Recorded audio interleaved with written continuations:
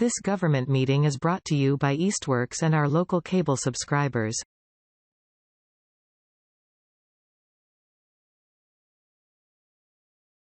We are good to go. It is 6:02. I will now call to order the February 13th meeting of the Easthampton Conservation Commission. This meeting is being recorded. This meeting of the Easthampton Conservation Commission will be conducted in person and simultaneously via remote participation online to the greatest extent possible. Every effort will be made to ensure that the public can adequately access the proceedings in real time via technological means. In the event that we are unable to do so despite best efforts, we will post on the City of Easthampton website an audio or video recording, transcript, or other comprehensive record of proceedings as soon as possible after the meeting. Should an interruption occur in which the online meeting ends abruptly, both the in-person and online meetings will not be restarted, and all agenda items will be automatically continued to the next scheduled meeting. Okay, just for the people who are joining us virtually, I wanted to read off some meeting procedures for everyone. As Commissioner Bush just said, if any technical difficulties occur or the meeting ends abruptly, the hearing will be automatically administratively continued to the February 27th meeting at 6 p.m. and will not resume tonight. Please contact the conservation agent at 413-529-1463 or conservation@easthamptonma.gov for any questions. All participants are asked to remain muted until it is time for public comments. Participants should use the raise hand function or send a chat to the agent if they'd like to make a public comment. Please state your name for the record at the beginning of any comments, and please do not utilize the chat function unless it is necessary to indicate to the agent that you would like to make a comment. All private chats are generated into a transcript that will be included in the public record and are not, in fact, private. Discussion within the chat is prohibited. And that is it for me. All right, and I'll just note that we do have Commissioner Carr participating remotely this evening. Are there any public concerns, non-agenda items? I've not received any. Hearing none, we'll move on to public hearings. Our first public hearing is continued from January 23rd. This is for a notice of intent filed by Furrow Engineering on behalf of Tasty Top Development, LLC, for a new mixed-use commercial and residential development with associated stormwater management system at 93, 95, and 97 Northampton Street, map 128, lot 112, 113, and 114, Mass DEP file number 1510322. And we do have one disclosure note before we get started. I wasn't sure. Can you explain what you filed? Oh, so I'm Commissioner August, and I filed a disclosure form with the mayor because I live on Grove Ann Street, and it was determined that even though I am not in a butter, I am nearby. So the mayor explained that she feels that I am able to participate in this agenda hearing in a fair and non-biased way. Great, thank you. So in the interest of disclosure, that statement is part of the official file and now part of the official minutes. And with that, so we can go ahead and get started. Do you want to reintroduce yourself for the record, please? Actually, I'll move this up here. So. Also, everybody, I have copies of the latest, like 11 by 17, if people want them, the latest plans, and a couple of supplemental plans that were given to me today. One's for phasing and one's for rain gardens. So if anyone wants a copy, just let me know. Good evening. My name is Luke Scholter. I'm with Furrow Engineering. Here tonight with Marius of Tasty Top Development, so unable of the applicant's council. So I'll just kind of go over what we've done so far in response to comments that we've received, any changes that we've made.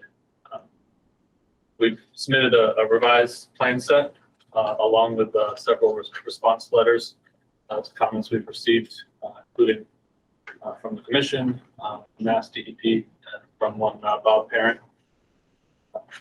We also submitted two additional phasing plans today, as well as revised large residential building plan with some additional information, which I'll get into.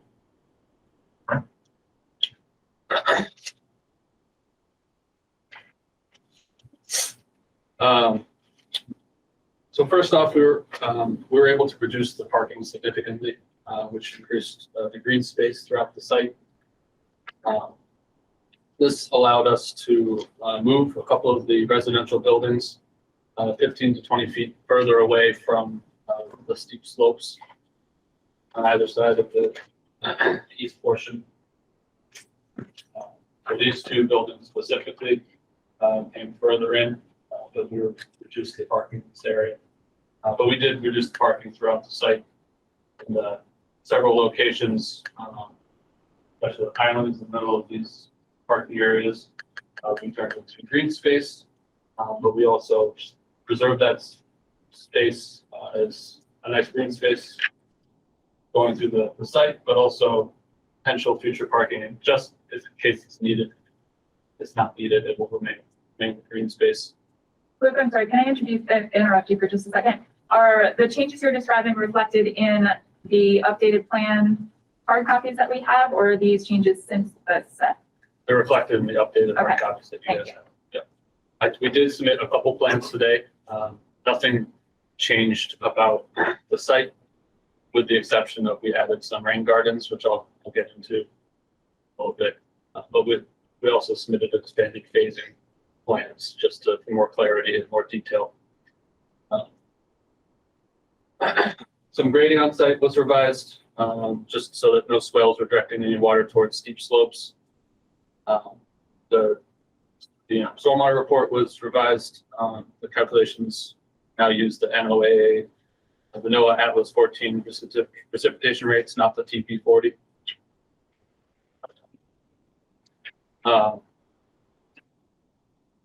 We worked on revising the stormwater management system based on the comments that we received and some additional test pits that we've done. Stormwater management system was revised to include 3 infiltration basins. Point out the location of the infiltration basins. One's over here. Second one was over here. Oh, sorry, not that. Second one was over here. Third one was over here. So Furrow Engineering went out and did about 8 additional test pits in several locations throughout the site to try to determine which areas were suitable for infiltration. These 3 areas were determined to be suitable. So we revised our stormwater management system design based on that information. We were able to include compliance with the recharge and water quality volume. So treatment of the stormwater runoff to remove phosphorus and suspended solids was achieved as well by retaining and infiltrating the volume of runoff that corresponds to the first inch of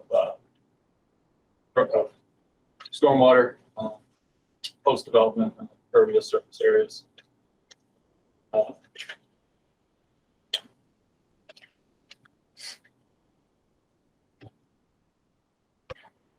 So today we submitted revised phasing plans. So before we had one phasing plan, it was plan sheet P1, and that just showed the different phased areas. But after receiving several comments that that plan didn't have enough detail on the utilities and stormwater phasing, we decided to break that plan up into 4 separate sheets. But each sheet shows the phase of the development that will be built during that phase, as well as the limit of the utilities and the stormwater management that will be installed during that phase.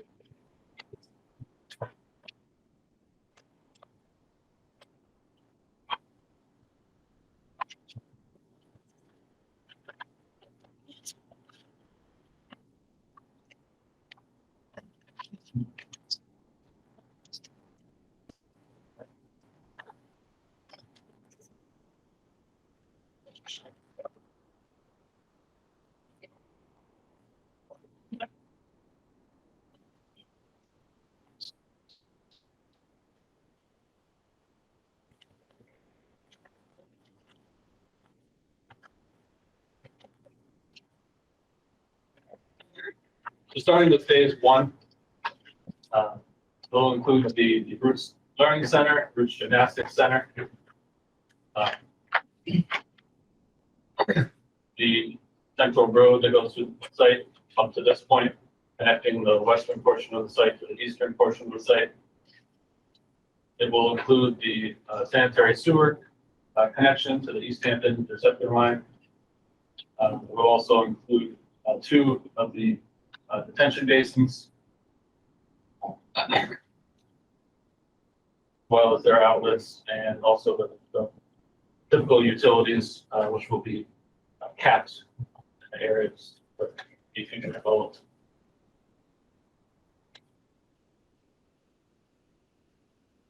Are those plans also showing the erosion and sediment controls and access between those various areas?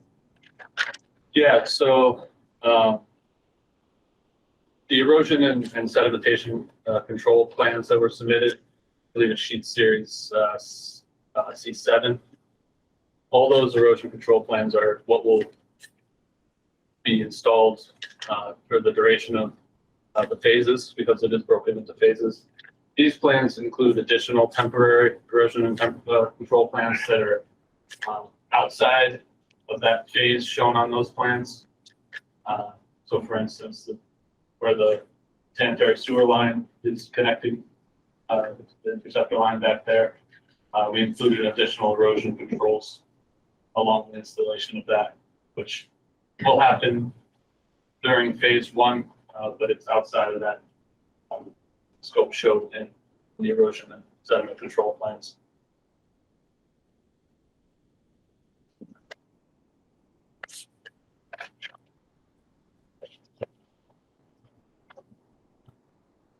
So phase two includes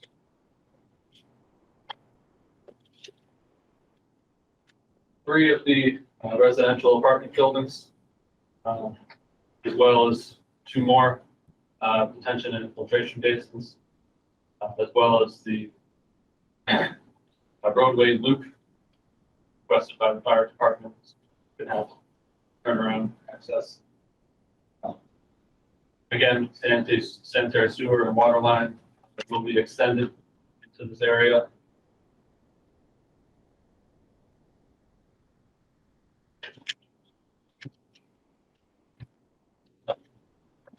Is the intent of this phasing for just erosion and sediment control constructability, or is it for, like over the course of a couple of years as demand increases? This is the intended phase. So I mean, are we talking on the order of, 1 year for all these phases, or longer than, for example? Yeah, I mean, we anticipate all of these phases to take between 5 and 7 years. The total project, 5 to 7 years, so it could be a year and a half in between phases, that's what we're predicting. It's, a lot of it's based on the funding, associated with the project, because we're funding, through the, tax incentive program, 3 of the units at a time, with the exception of the learning center, which will be independently, privately funded. Okay. So we're as soon as we have one round of funding, we're gonna apply for another one. And it generally takes about a year and a half. Okay. Thank you. Phase 3 will include 4 more residential apartment buildings, as well as the community center, this area, a restaurant pad site, parking, as well as a small retail building. That's it.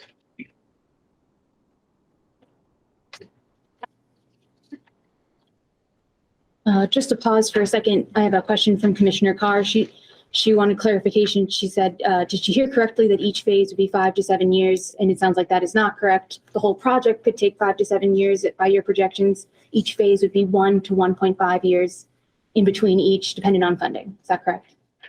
Correct. Does that answer your question, Sarah? Yes, she's nodding. Yes. Okay, thank you. The fourth and final phase will include the final residential apartment building, or final 3 residential apartment buildings, 2 mixed-use commercial buildings, a couple warehouse buildings, and the final restaurant at site, as well as the utilities and parking, with the final 2 detention and infiltration. I can also go through the comment letters, the response letters that we submitted, just to answer any questions that you guys might have going through those if you'd like. All commissioners had a chance to read those. Do we want to hear them in detail, or are folks satisfied? I'm satisfied. Anyone? I'm satisfied. You read them. Thank you, Sarah. I don't think we probably don't need to go through all of them in detail. Okay. We can get into specific issues, folks have questions now. Okay. Yeah, well, with that, I'm happy to answer any questions you might have. Before we dive into that, to Dan's point, and I have other questions about the stormwater calculations, which we'll get into shortly, but ultimately for each of the phases, especially if they're expected to happen gradually over time, we'll want to see that all of the requirements are being met individually as new phases are added. And I don't think those calculations have been shown yet. So showing that you're meeting all of the infiltration, all of the treatment requirements as each phase is completed, so that it stands alone if for some reason the rest of the project was not to go forward.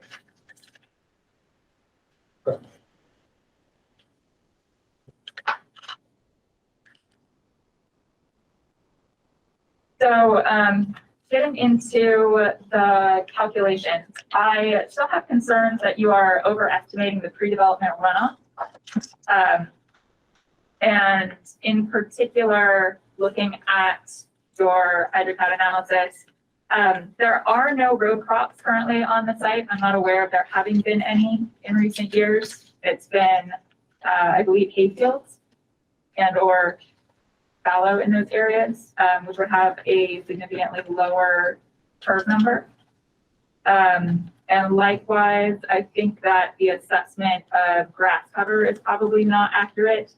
I think more correct would be to use either the idle lands or meadow numbers, again, which are going to give you less runoff. And I think that running those could potentially have an impact on how the pre and post development plays out. There was corn in there that was from last season. It was all that those pastures in the back were corn. We didn't include that. We didn't. Yeah, it was because that was out there, and we didn't include the row crops on the lawn area or the driving range. Looking at the site visit photos that we've had, it looks like all meadow. Do we have I'll evidence give you of that? photos of it, of the corn up still.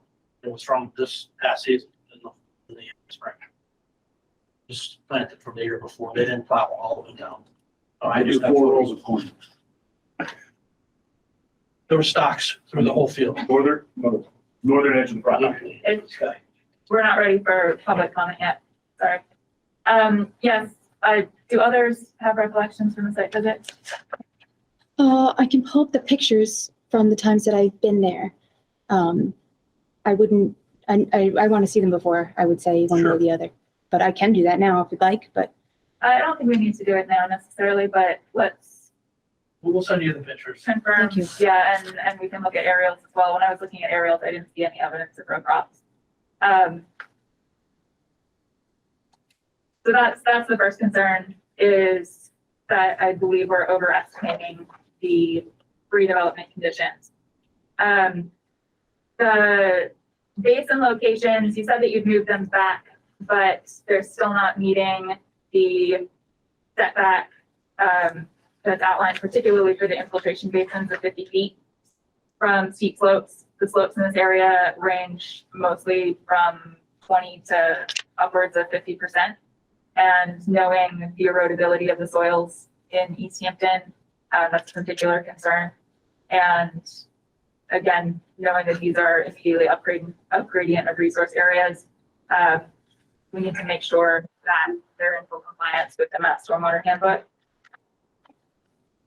I also saw that even with the additional soils information, it's not sufficient to document soil conditions in accordance with the Massachusetts Stormwater Handbook. You're required to have a minimum of three soil samples for textural analysis that you composite to determine what Rawls rate you can use, even if you're doing the, I believe you're using the static method, is that correct? Correct. Even with that method, you're required to have a minimum of 3 per basin, or at least 1 per 5,000 feet. And we're not, one of the, we could pull open the sheet and I can see which ones, but one of them had no samples within the basin itself, and none of them had more than 1. Similarly, I think it looked like the Rawls rates that you were using were consistent with what you're seeing for the soil sample textural analyses that you did have, but you were not using, it did not appear the same distribution of soil types in some of the other analyses that still characterized a lot of the site as C and D soils. So I think there's some inconsistencies there.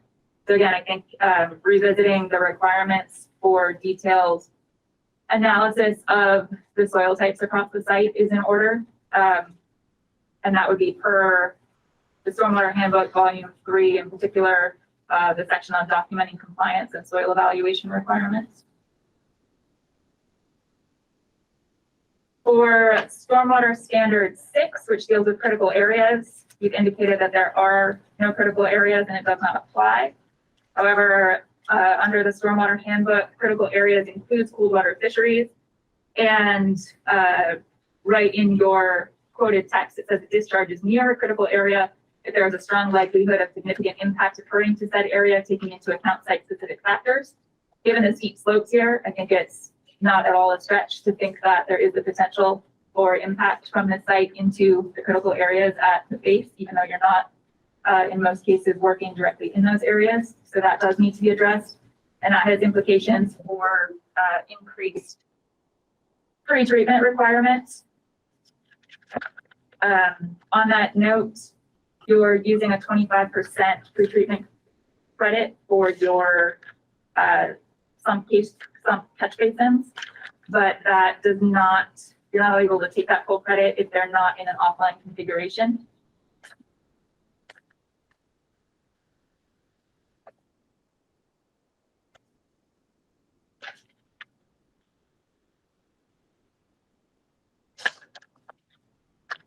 I appreciate that you added a section on, I can't find it right now, but on consideration of LID. However, and you did mention there was some more, you were going to show us something about rain gardens.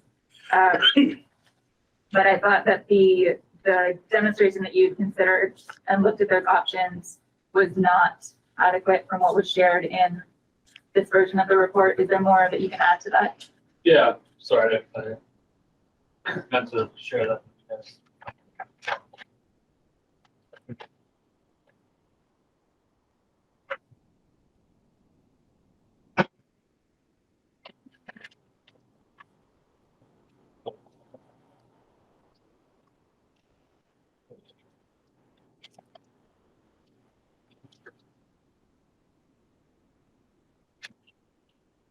So this is our typical large unit apartment building plan.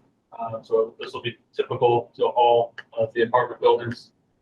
So it has the landscaping, and the general layout, real curve the buildings, connection to utilities. So what we've done is taken up a large portion of the roof runoff, and instead of directly discharging it directly into the stormwater system, we'll put it through stone swales that are directed to a rain garden, which is there'll be a bottom area of about 300 square feet with stormwater handbook approved plantings. They'll also have a under drain system, which will connect into stormwater drainage system. And the overflow of the 9-yard drain that will allow for 6 inches of ponding in the rain garden. So that will be at every apartment building. It might not always be in the rear of the building. Most of them, that's where it will be. Some of them will be located on the side, depending on what they're on the building. But the majority of that, this is how it will be laid out. And are those designed to meet both the separation distance from the foundation and any required setbacks from the slope? We can revisit the slope setbacks, foundation, yes. And that will be added to your pre-treatment calculations, is that the intent? We don't intend to take any credit for the rain garden for infiltration, but we don't need it. But just in an effort to expand our LID measures to include those throughout the site.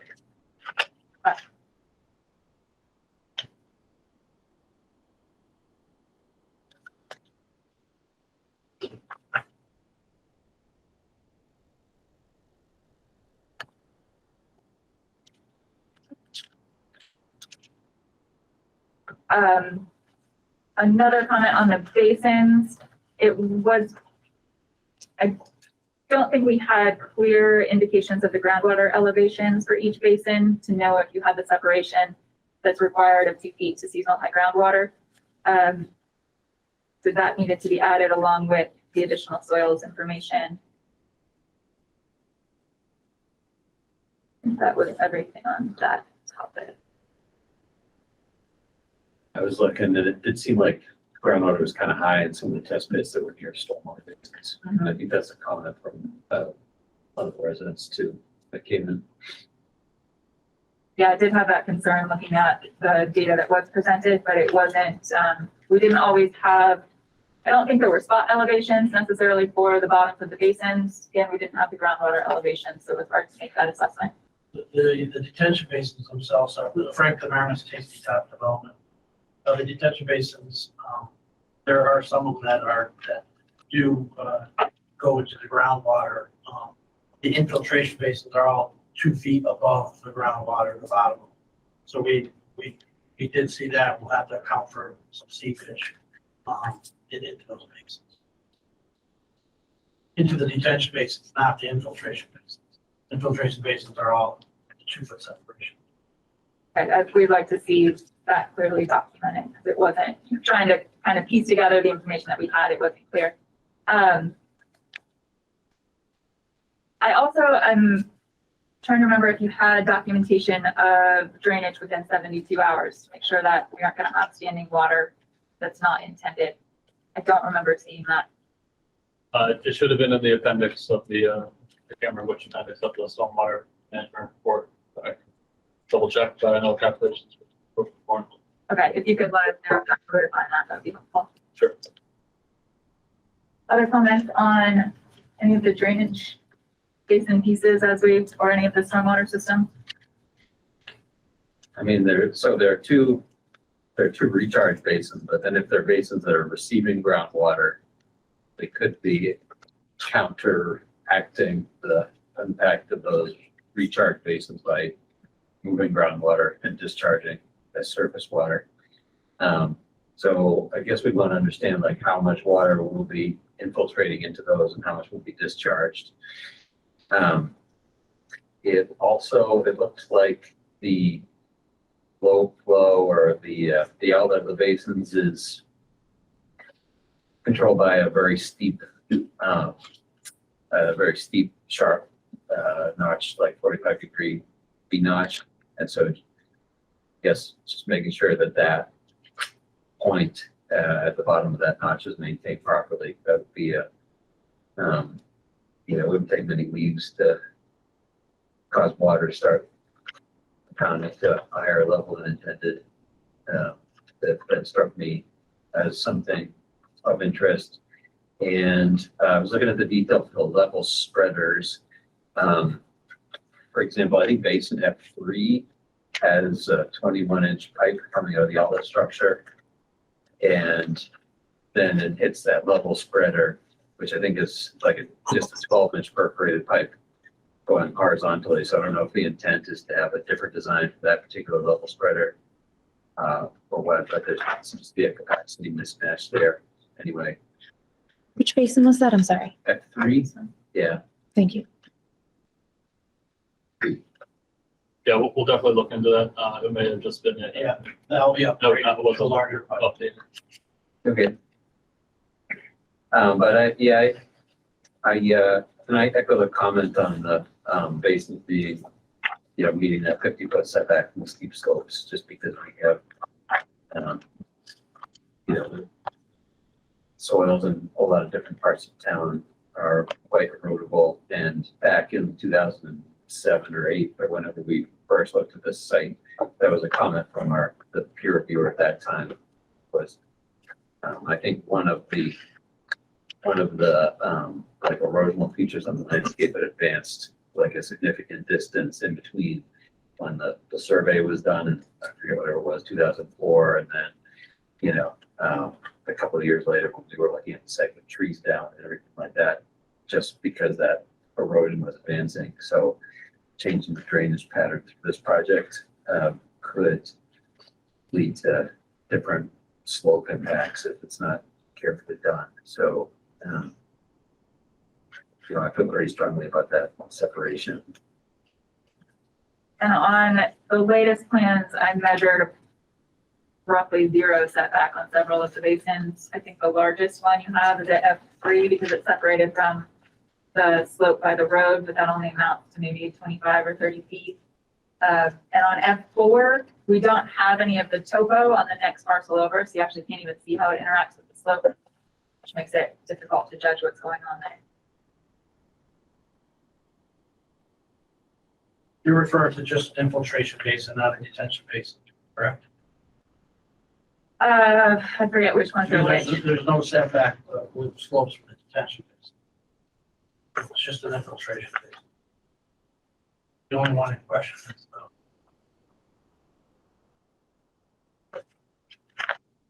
The infiltration is one right here.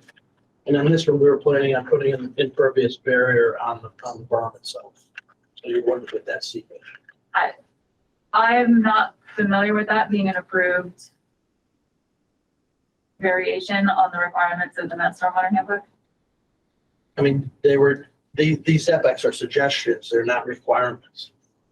They're design parameters, but not requirements. So we'll work with it, but put an impervious barrier through it. But we'll look at different designs if the board doesn't like that. I mean, But there's no 50-foot setback from detention basins. It's from infiltration basins. I read the level of requirement associated with the standards differently, but also knowing the way that our slopes have failed in the city in the past and the resource areas below, we have historically been on the conservative side in terms of using those guidelines as the guidelines that we look for in projects, because we want to make sure that there's not going to be a failure. An impermeable barrier probably would allay some of those concerns, reduce the chance of breakout on the slope, especially if the basins are draining pretty quickly.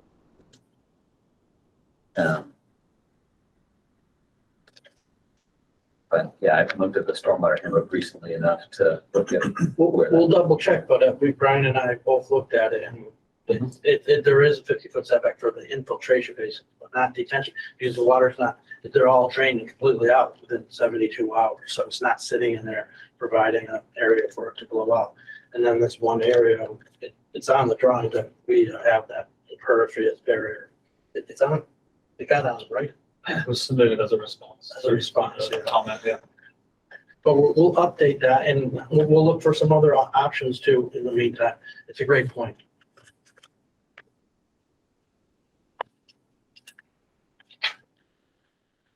While we're on the topic of the slopes, do you have a total on, tree removal from the site and ideally even broken down in terms of what's within what's at the top of slope or beyond? Yeah, I don't have a acreage off the top of my head. I could definitely get that information for you. I know in the areas that are along the slope area, along the top of this slope that goes into the resource area. The only clearing on the steep slopes is in the area of the bridge, and maybe a small section over here. The erosion and sediment control plans were revised to show erosion control maps in those areas, as well as some additional information on what to do to stabilize those areas. I'm sorry, could you indicate again the other area? There was the crossing area and the other one, I'm sorry. Crossing area, and then a small section I see. behind this building here. So right now, most of this area is already cleared, so we only have to clear a small section here for this building. That we had to clear through the resource area for bridge crossing. So there's a little more than 11 acres that are undisturbed, that's not disturbed throughout all phases of the project. A little more than 30% of it remain natural. And those areas are obviously associated with the intermittent stream and the steep slopes all around that. I want to say it was like 5 or 6 areas of wood, so roughly what we kept most of the development within the farmed areas.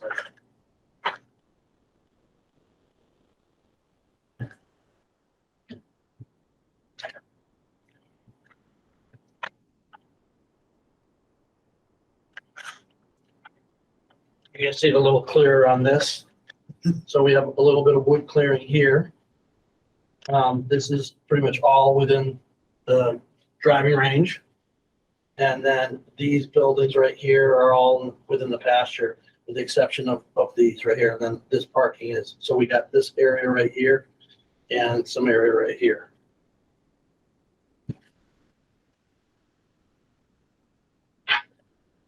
But we'll get that exact acreage for you, sorry.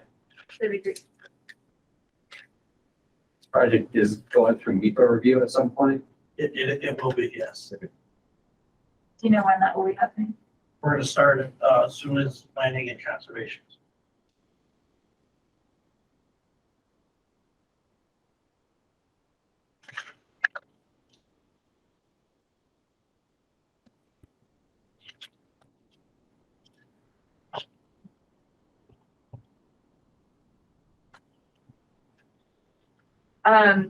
The erosion control blanket that you're currently showing is a straw blanket designed to biodegrade within 12 months. Is that correct? I have to check to see what was called out of the plans. Yeah, so I'm not sure what the type was. I can get that information. I think, especially because of the steep slopes we're dealing with, we want to see something with a lot more longevity than that. Sure. Is there a plan yet for snow storage? I don't think so. No storage has not been shown on the plan yet, no. That's something that we typically look for, especially because of the ways that it can interact or fail to interact with the stormwater system.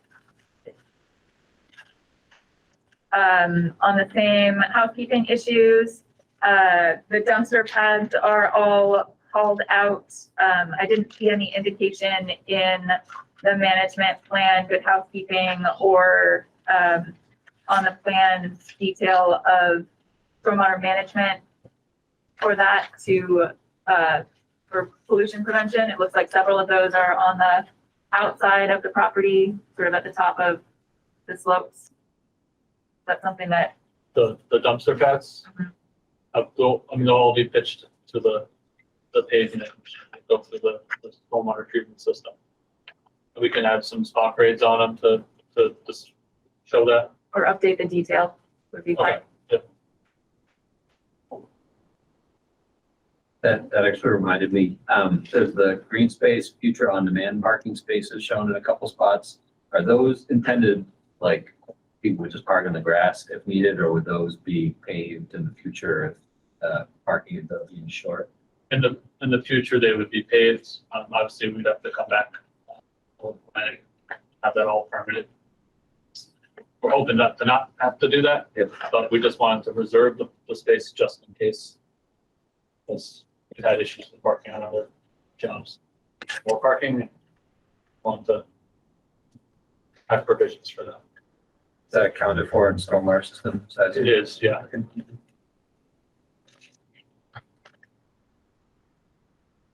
Another area that I don't think is shown as to be cleared, I think it's shown that the tree line remains, but where the connection has to occur out to the stormwater main interceptor. I was curious about the depth of excavation that's going to be required there and how much disturbance there's going to be to install that line. I don't think that's shown as an area that's going to be impacted. We're gonna go to that area, take another look at it and get more details for you in topo. Because the city engineer brought it up to my attention literally, I think it was today or yesterday. The depth of it's gonna be relatively shallow, 4 to 6 feet at the very most, and we'll install the pipe and then backdress because there's way more than enough pitch to service the project in that area.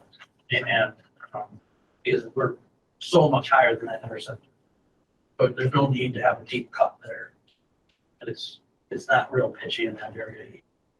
We'll get the detail on it and provide it. Okay.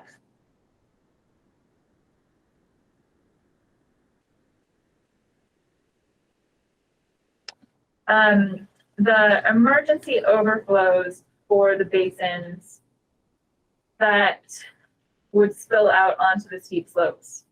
This is beyond my design expertise, but how do we know that there won't be erosion and scour coming out of those if they're activated?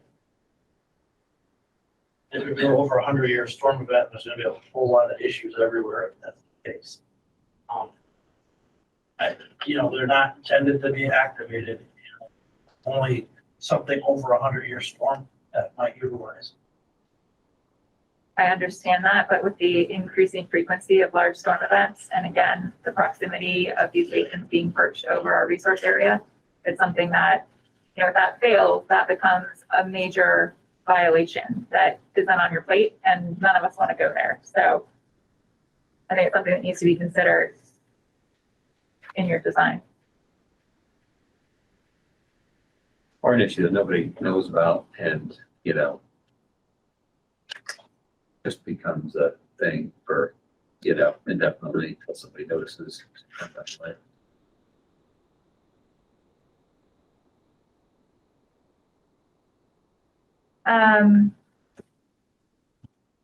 Moving on to the bridge, I had several questions. How is the electrical being conveyed across the stream?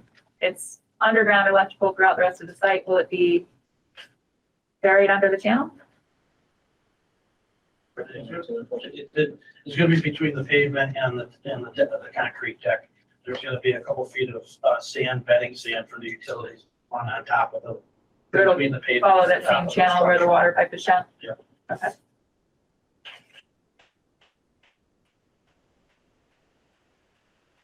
And I'm still unconvinced that you can install this bridge without any impacts to the resource areas. So talk to me about the constructability without excavation and dewatering to get your footings in place. It's I mean, you're proposing to place something that's going to be a few feet below your channel bottom elevation. So you're going to be dealing with water and you've only got about a foot of distance between. we'll push, what we normally do is put some type of shoring, either clay or timbers or whatnot, and depending on the soil type. And it's only gonna be dug down like, I wanna say like 3 feet, 3 to 4 feet in that area. So It's not a deep well. So you can add a note that provides shoring to prevent any impact to the resource area. The concern is that once the permit is issued, if you need to increase the impacts because your plan isn't going to work, we start all over because we can't issue an amendment or an increase in impacts. So it would be in your best interest to make sure that that's truly viable. And I presume you're still gonna have to have dewatering if you're working below that channel elevation because you're gonna be in groundwater. So we're gonna wanna see a indication of where that's going to be dewatered to, since at that point you are working, you know, within a foot of the resource area. You know, obviously if you put it into the detention basement or treatment center, change the form. Pretty close. So you're gonna pump it all the way back up the hill. I'll have 4 months. Are you doing precast footings for that? Cast in place footing. Ask.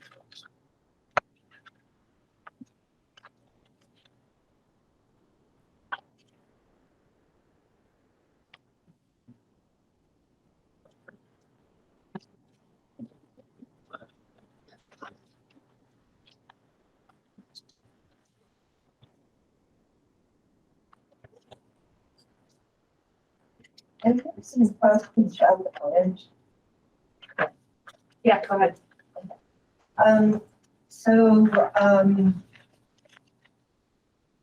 What kind of access will this new crossing be used for? Is it mostly pedestrian foot traffic? Is it public, private, or work-only vehicles?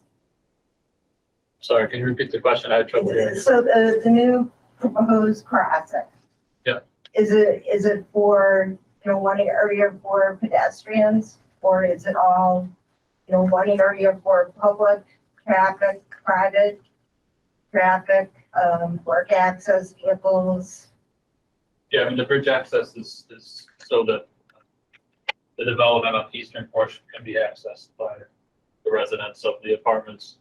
The sidewalk also goes alongside the lane across the bridge so that pedestrians can walk. So there's a sidewalk alongside and. Yeah, so the bridge is 2-lane traffic with a sidewalk, 5-foot sidewalk, side pedestrians and bicycles. And it will be able to handle construction equipment, cement trucks, fire trucks. They're all normal things, but it's not a public way. It will be a private. Private. So, what about, Animal Crossing? Is it something animals can go over, go under?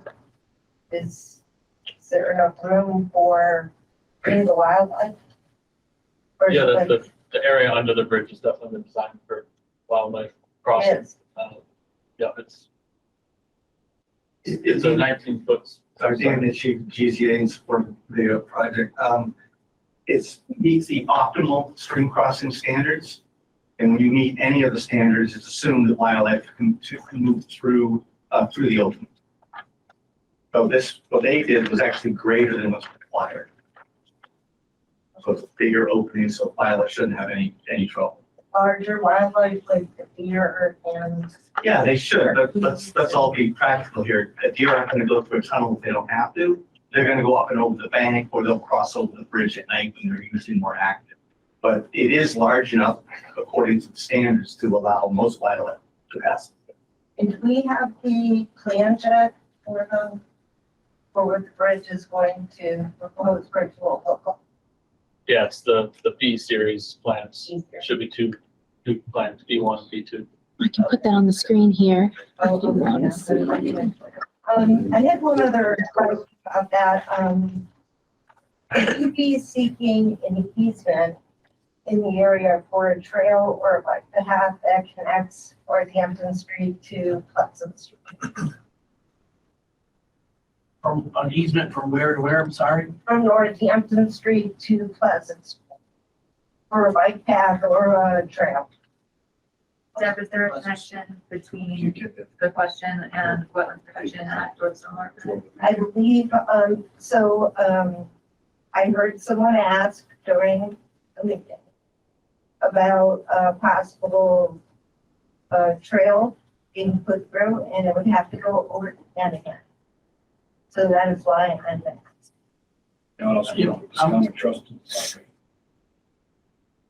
I'm all for and willing to provide an easement for that future crossing. If some conservation group was able to get a bridge to put across the Manhan, a pedestrian bridge, we have no problem. And I will add that to the application that will provide an instrument that in the future provide some type of easement through here. If the board so directs me to do that. That's probably outside of our purview.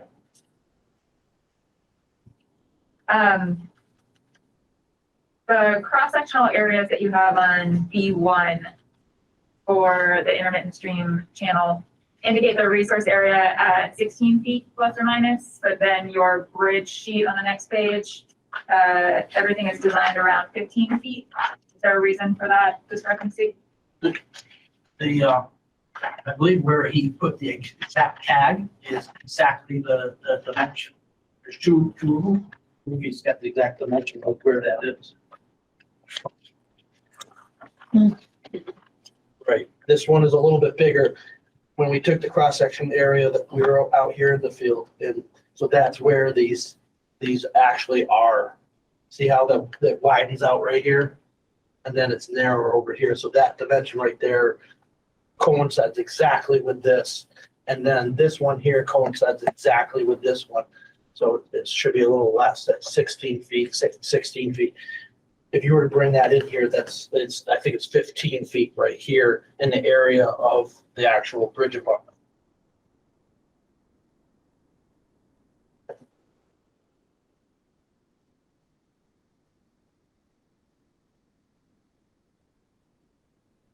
It's a little bit of a funny case with the stream crossing standards because usually we're applying them to a replacement crossing, not a new one.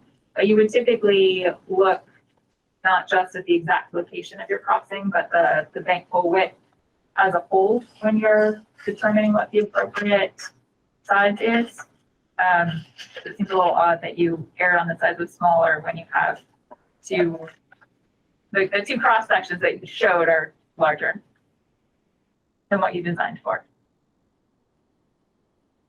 Again, one of those tags are outside of that bridge area. We can do another one.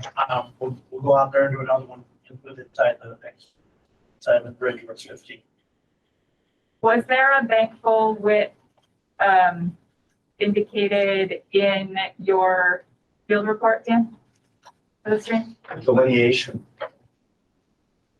is essentially the bank full, except for where the existing crossing is right now. There's a main channel, and then there's, we saw the extra stuff, which the extra area, which was not part of the bank.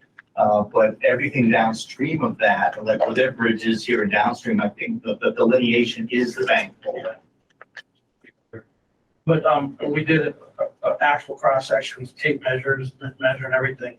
And it was very consistent. I want to say, well, how many square feet was it for each one of those lookers right there? 35.5 square feet and 5.7. Yeah, it's, we can go do another one, but it's exactly that. How many square feet are we added all together under the bridge? It might not be listed for you. Show it. It's right there. So 15 times another, or 19 times all 4. So close to another 100 square feet on top of the bank full.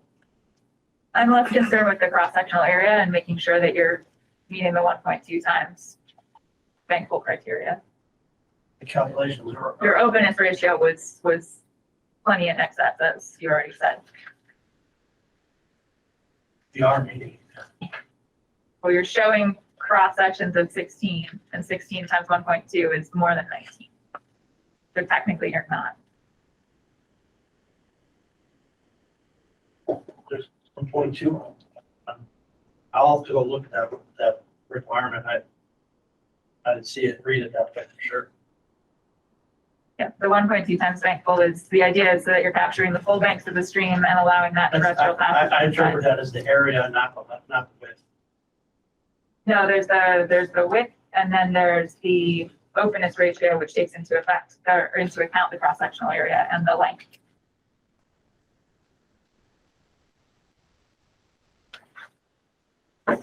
Yeah, it's definitely 1.2 times the width for that stream crossing standard. You may have touched on this last time, but if they meet 1.2 times, they don't need to meet an openness ratio. If you're out of the bank with your construction, you do not have a permanent crossing, the only standard is 1.2 times. You don't have to meet the openness ratio at all because you're not in the resource area. Don't think that's true, Dan. And dealing with all the regulators, that is very true. 1.2 times, that's the only standard you have to meet. If nothing's in the bank, inside the land underwater, which would be the Army Corps would call it that, you don't have to meet an openness ratio.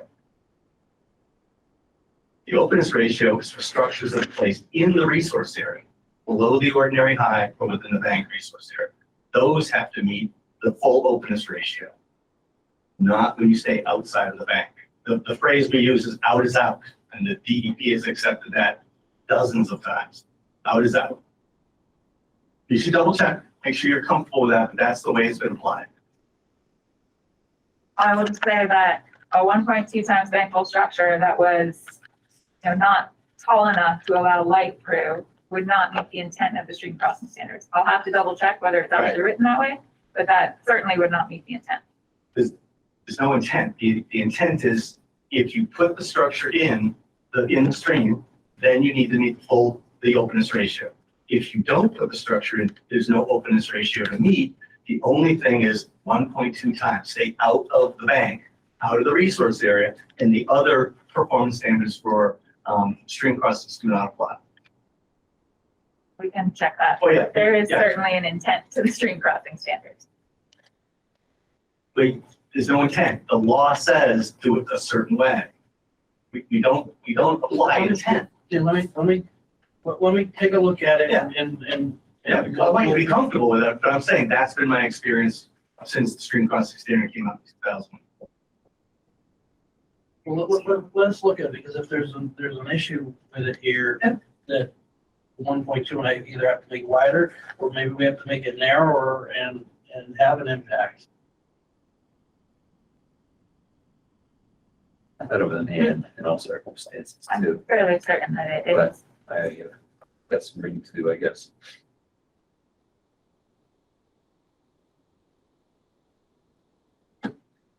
We'll look at it and we'll Yeah. document it and get back to you for the next meeting or much prior to that. Thank you.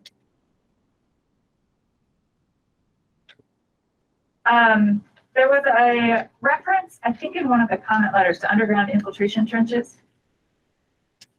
I didn't see that anywhere in the plans. That was put in the report in error at some Okay. point. I think that was the first edition of report. Okay, so there is no Since been- intent to have infiltration trenches anywhere. That's, Since been removed from the report. okay. Let's see, we mentioned snow storage. The silt fence detail, I appreciated that you responded to our comment.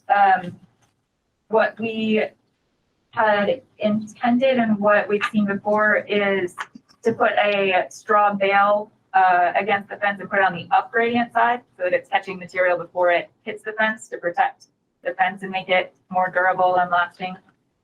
You're requesting a straw bale or a straw wall? A bale, I think, would be more appropriate in this case, and on the up gradient side, Rosie showed it on the down gradient side. Oh, sorry, that was a mistake. We'll fix that. I like them in the down gradient side first, because some fences are broken down. Yeah. I think yeah. I defer to the chair.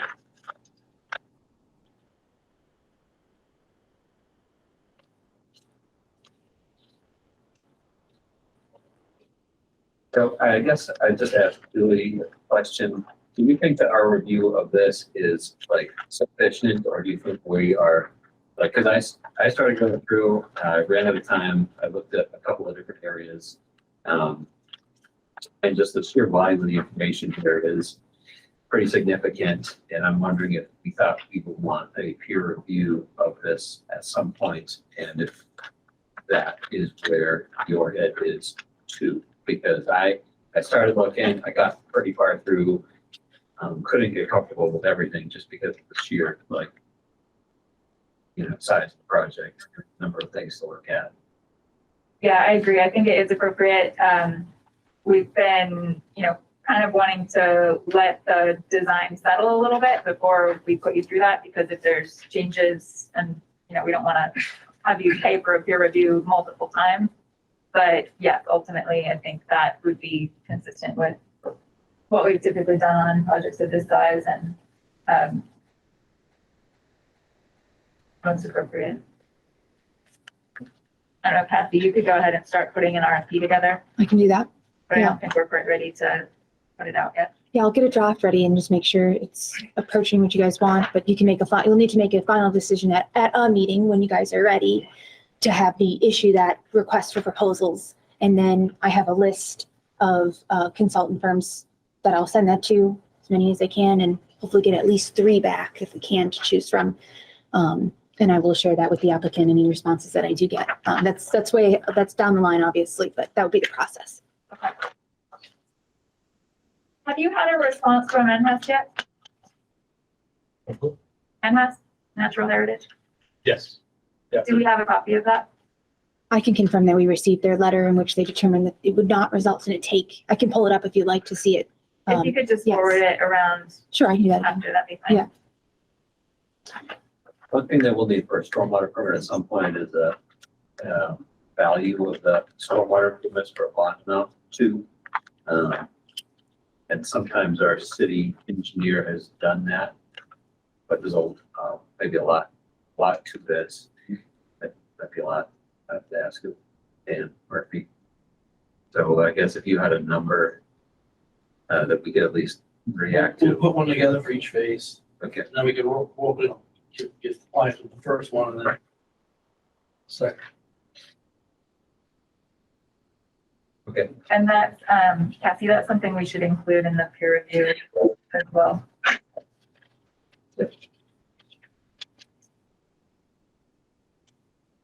Commissioner Carr has her hand raised. If you guys are ready, go ahead, give your question, Sarah. I don't, as a point of process, trying to understand whether the Conservation Commission is approving each phase separately or working through the whole project as a whole or one phase at a time. I think the question, you were breaking up a little bit, Sarah. I think the question was, are we approving phase by phase or the whole project? Is that Yeah. correct? We would be approving the whole project. And then I assume that you would seek extensions as necessary. Right. Are there further comments at this point from any of the other commissioners? You brought up snow storage. Did we talk about, salt or pesticides? Where did it contain? We did not, and actually that is a good point. The stormwater checklist from the stormwater handbook, which you did include, has a lot of detail listed in terms of the expectations for the operation management plan and I think also pollution prevention plan. But not all of the things that were expected were actually in what you provided. So I think looking at those again and providing some additional detail would be helpful, and that would help to answer some of these questions. I did have a question because you did mention, I think in that plan, use of sand for winter road treatment. Have you considered how that's going to impact maintenance on your stormwater system, which consists of a lot of basins and separators that are critical to your treatment train? They're definitely gonna have to be, vacuumed out, cleaned out, at least, two, maybe more, like 4 times a year. But once we get in there and see how much sand is gonna be put in, I mean, I would like the ability to put salt and sand combination down.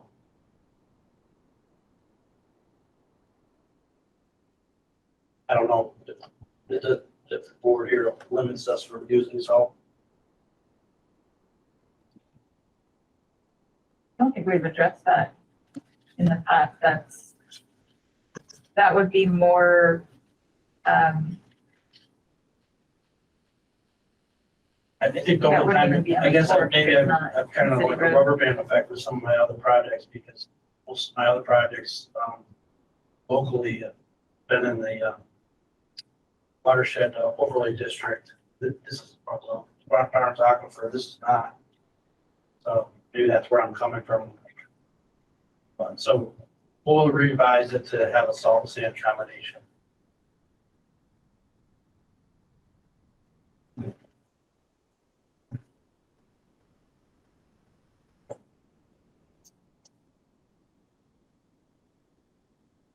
Is there a concern that the bottom amount needs to cover the basement to make sure that the bottom amount isn't enough if the setting phasing 1 through 3 takes 15 years and phasing 4 never occurs, that the bond covers something that's left over that corrected?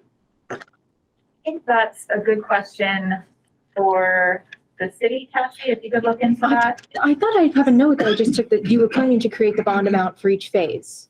I'm sorry. We were talking about, I don't know, maybe I'm confused. We were talking not too long ago about how there's a requirement under the city stormwater ordinance that a bond amount be determined for the project that will be held by the city to be returned upon completion of the project and certification of that, or to be used to finish the stormwater system if needed. Yeah, And did you say heard- earlier that you were willing to do it correctly, Kathy, per but phase? the question is that acceptable to the city? Oh, don't I know if see. We've encountered that I don't before. think we've done that before. I don't We know certainly either. haven't. I don't know either. I can ask Dan Murphy, the city engineer. He's kind of like the authority on that. I can definitely ask him. And it may be written into the ordinance as well, but I don't know the details of that off the top of my head. Okay. We're prepared to issue a bond on it.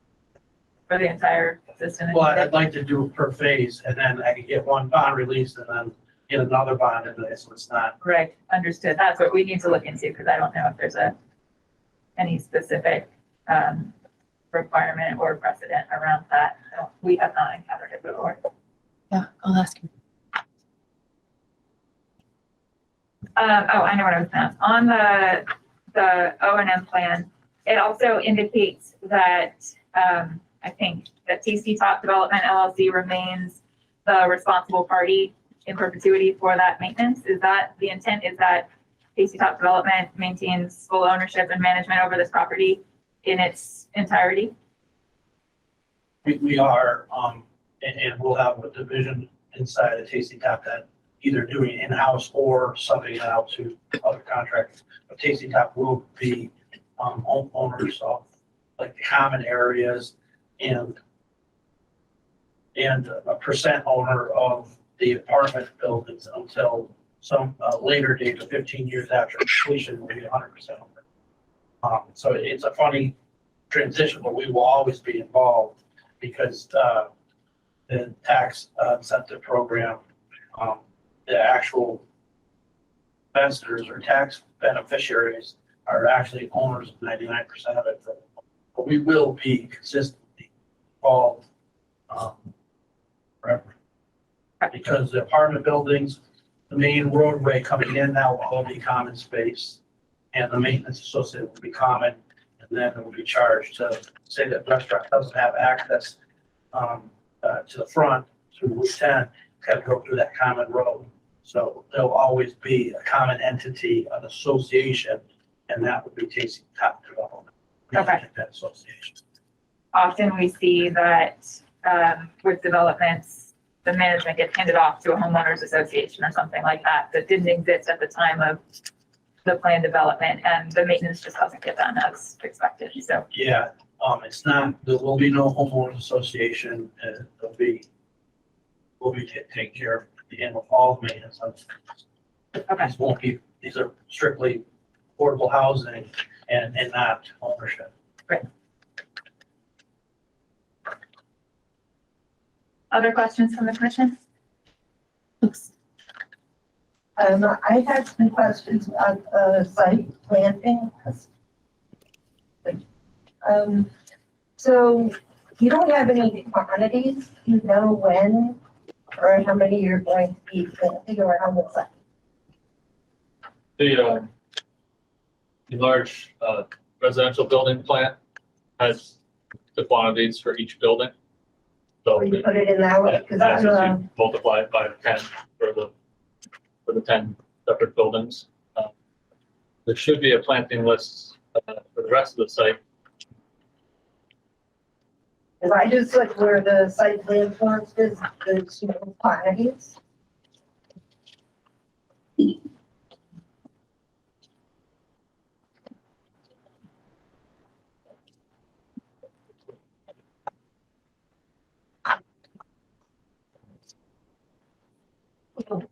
I have these 11 by 17s. And it is. We'll update that chart with the quantities for the.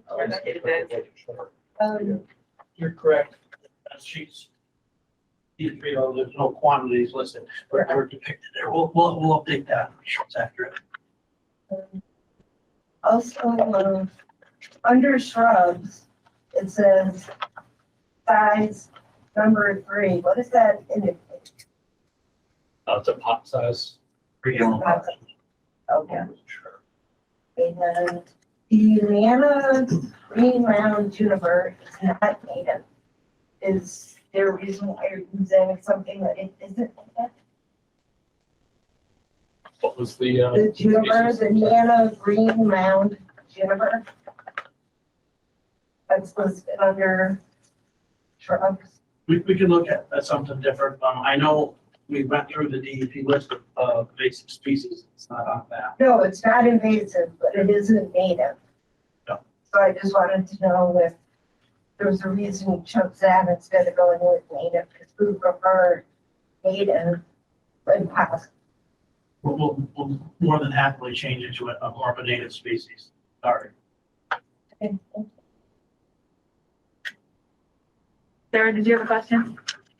Yes, I'm going to read it for you, Sarah. Her question was, my question is about phasing is related to the bond question. If we approve a permit now and the building process takes longer than expected, the conditions may change significantly between now and 5 to 7 years from now. So I wonder if an order of conditions might be to revisit what changed between phases. And if I can, I would say potentially we could, I feel like there was a project where we had the requirement for multiple pre-construction meetings. That potentially could be a way. That's my first thought, but you know, of course. Dredging project, maybe. Maybe. But yeah, certainly there's going to be new erosion and sediment controls with each phase, so a pre-construction meeting prior to each would make sense. Does that sound like that answers your question, Sarah, or? I think so. I'm not exactly sure what's involved in a pre-construction meeting, but it's probably that answers it. Can we issue a permit for longer than 3 years? I believe we can issue for 5 years right off the bat. I know you can certainly do that in some cases. I don't think there's any constraints on when we can or can't do that. Yeah, I know that it is an option to issue a permit for 5 years. I don't know that you can extend a permit for another 5 years or not. I'm not sure. You certainly, okay, that would make sense. So, It's a glitch in the regulations. 5 years is for maintenance projects. oh, I see. Everyone else gets 3, and every 2 years and 11 months, you have to request an extension of up to another 3 years. They never updated the extension to give the 5-year maintenance projects a 5-year gap. So that's what's happening. 3 years and then ask for an extension. Yeah, every 2 years and 11 months, you ask for another extension. It has to be 30 days before you expire.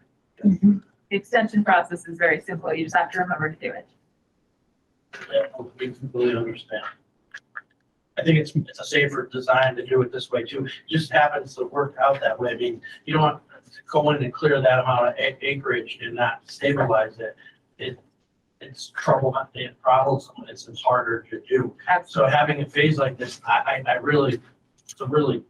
environmentally more sound, fiscally more sound, and it's realistic. That's the way it's going to get the best way. Yeah, and there's no problem with that. It's just that the permit can only be for so long and have to come and ask for it to be extended. Yeah, the order of conditions are going to be a little bit more detailed associated with the phasing.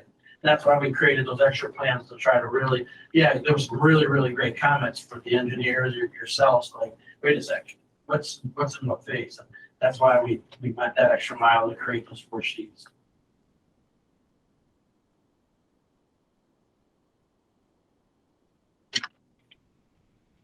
All right, I think we're good on questions up here. Any questions or comments from the public?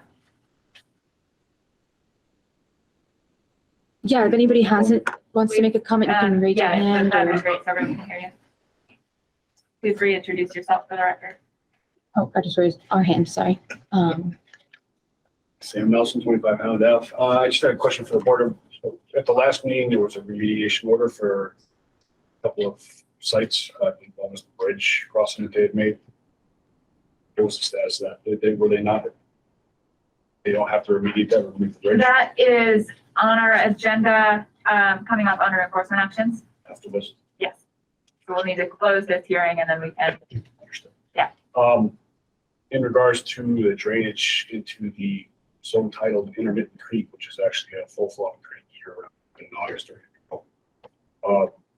Runoff from winter salting and sanding, oil drips from vehicles and things of that nature.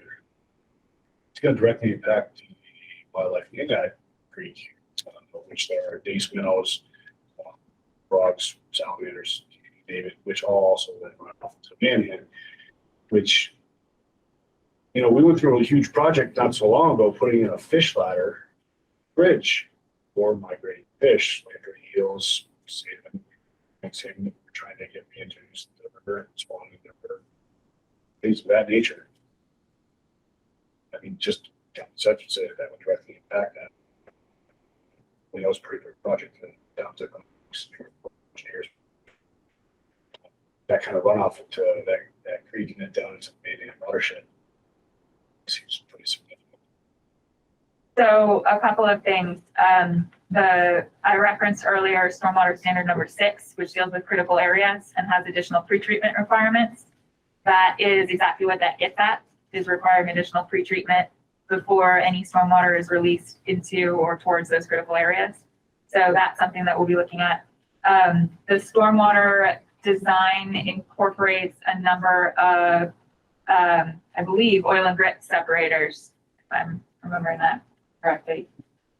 Or are they a different kind of separator? Yeah, they're they're oil grit separators. Okay. Hydrodynamic separators. Yeah, so for those types, those are kind of geared towards the particular types of pollutants that you were mentioning, some of them. So that's something that, again, that's a little bit outside of my area of expertise, but that's something when we have the peer review, we'll be looking at all of those pieces and how it all fits together for the pretreatment stream. And we also mentioned earlier, we asked about when the project will be going through NEPA. That is a much broader jurisdiction of environmental impact assessment.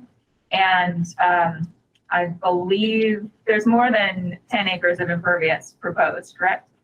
So this will trigger a mandatory, what's called a mandatory environmental impact review, which is the highest level of review under the NEPA process.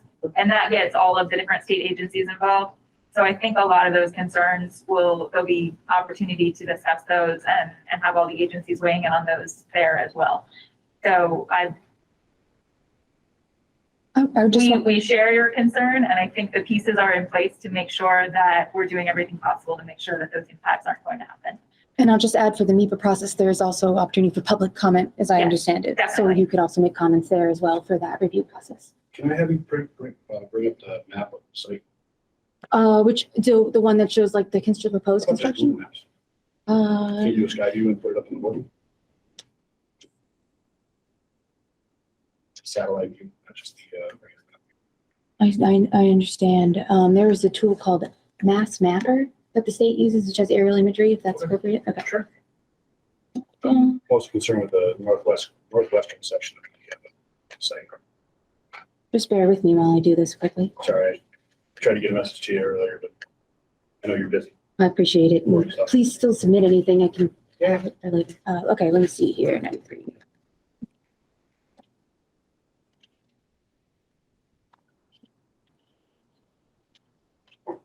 Okay, let's go zoom out a little. Excuse me, you said the northwestern portion? Yeah, the, probably the last two phases that feel behind McDonald's. Yes, so I'm going to share my screen here for the commission's understanding. What this is aerial imagery from 2019. There's also an option for aerial imagery from 2021.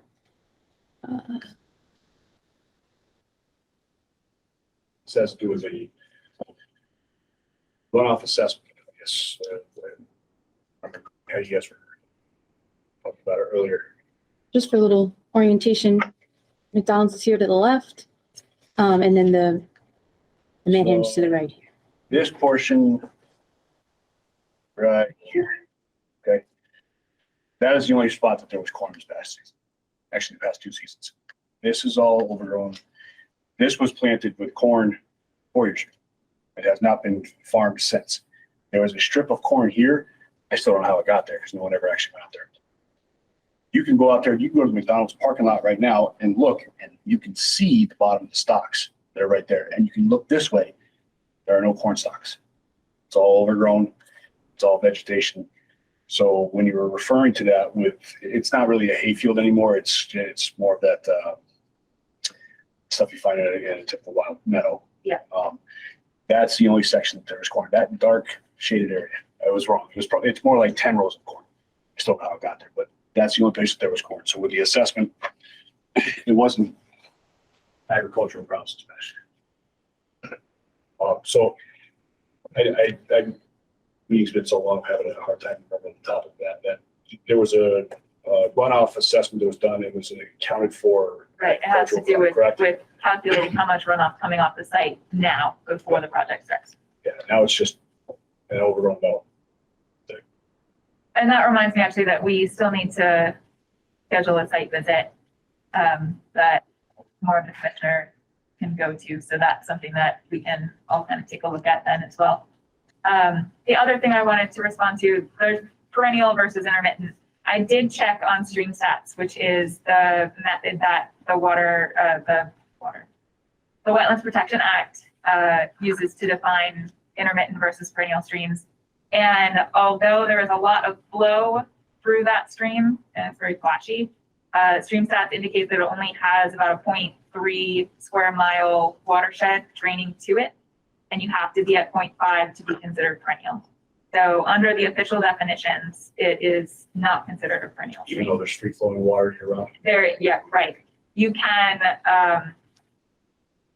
show by evidence of seeing a stream run dry that it's intermittent if it's presumed to be perennial, but it doesn't work the other direction. Because that water actually comes from the Gall property on the other side of the 10. It comes from a lot of places that drain into it. And in regards to this section here, where the pools were up in here, is this all expected to be forested as well and have buildings placed into it up in here where the pools used to be? A large section of that, yes, is proposed to be cleared, and that's where 3 of the apartment buildings and parking lot are going to be. So that's, again, when I brought this up to the commission last year in June, you guys were unaware of that situation. That's what I stated then. There's only one reason that those pools were destroyed. So that anyone could help you out there and actually believe. Brought this to the commission's attention almost a year ago. That was the intent. That was the only reason that would happen. And we have looked at them. There's methods for delineating disturbed sites. Mm-hmm. The problem is that we can't find any evidence of a hydrologic connection, and so they're considered isolated. And because we don't have a city ordinance that adds additional protections for those resource areas at this time.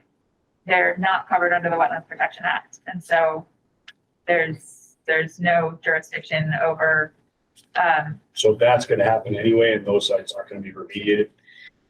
There's a portion of them that has been added into the buffer zone that was associated with the new wetland that was discovered through the peer review of the delineation. So a portion of them are in buffer zone, but they won't be restored but as as resource isolated. areas And is that proper. because they weren't delineated by the state?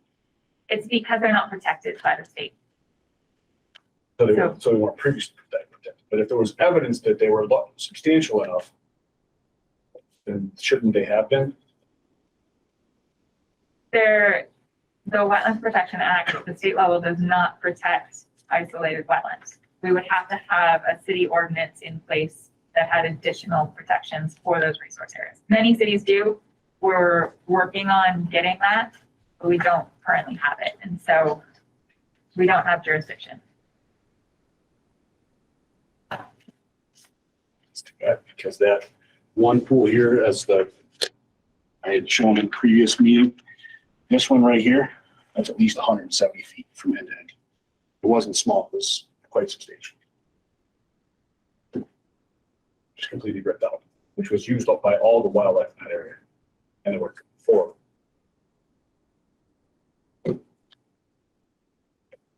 Thank you. Commissioner Carr has a question. Hold on just a second. Go ahead. This is more a comment than a question. Can you hear me okay? Yeah, just go slowly because it's cutting out a little. Earlier, you were talking about using salt along with sand in the winter. And what I have read is that storm water systems, at least historically, don't do a great job at removing salt. So I appreciated that somebody from Tasty Top, I don't know who was speaking, was suggesting that perhaps you not use salt, because although this is not an aquifer, it definitely is an area with a lot of water around that needs to be protected. And I don't think the stormwater system, unless they've improved the engineering in the last 5 years, will necessarily do that. I'm not an expert in stormwater systems, but that's what I've read.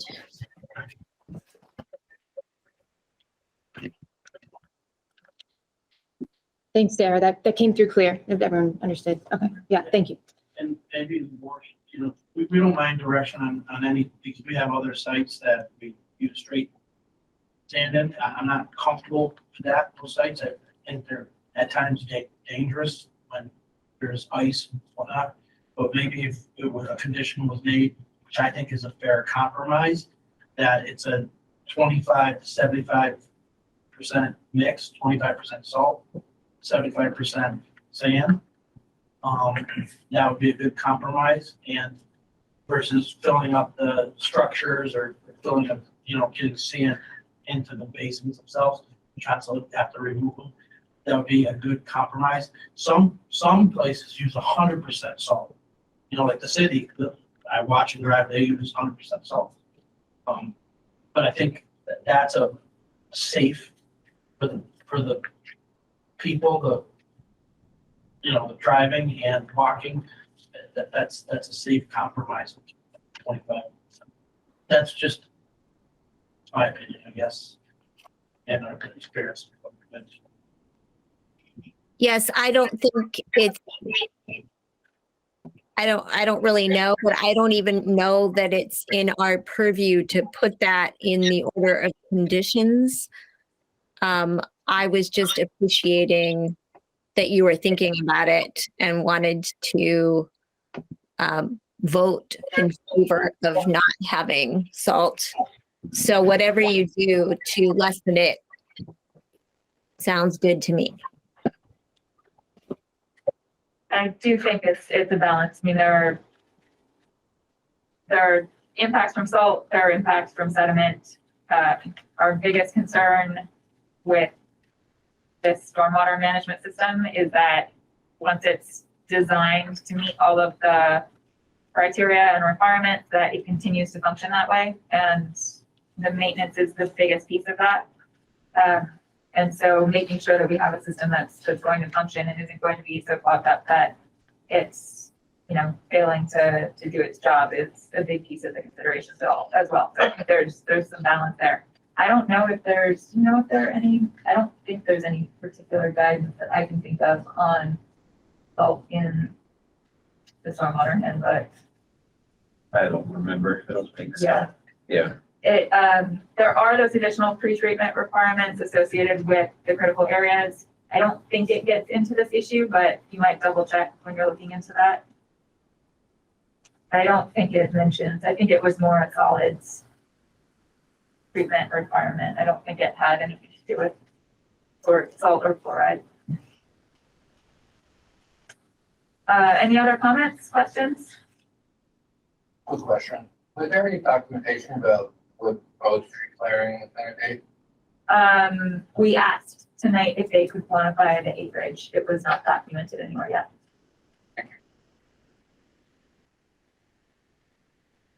Anyone else? Anyone else online?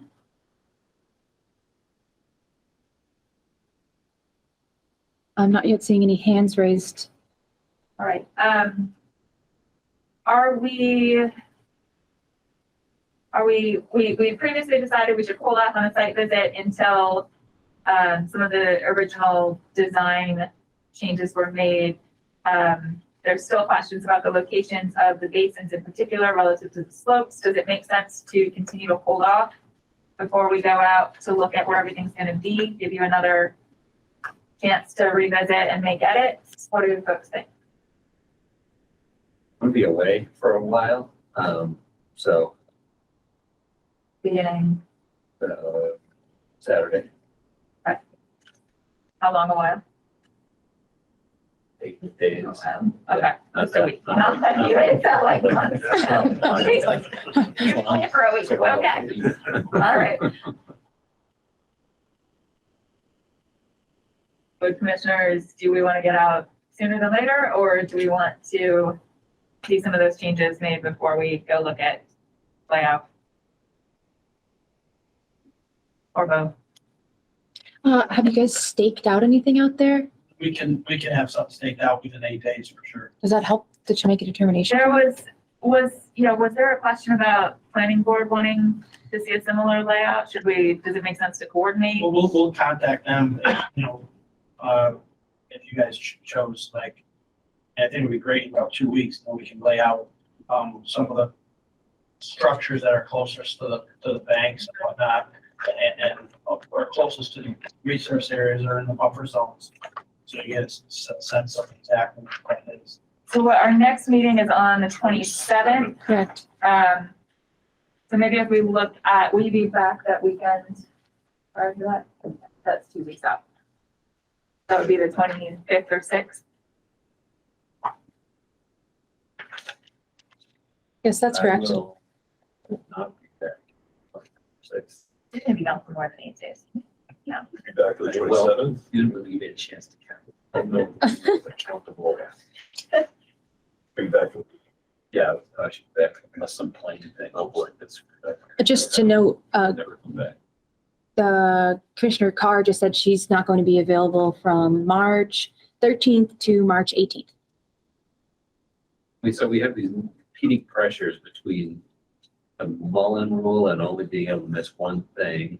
Right. And I did review the videotape and everything, but not that, Right. yeah, Jay's laughing at me and said for last week, but then also the site visits and whether site visits are meetings or not.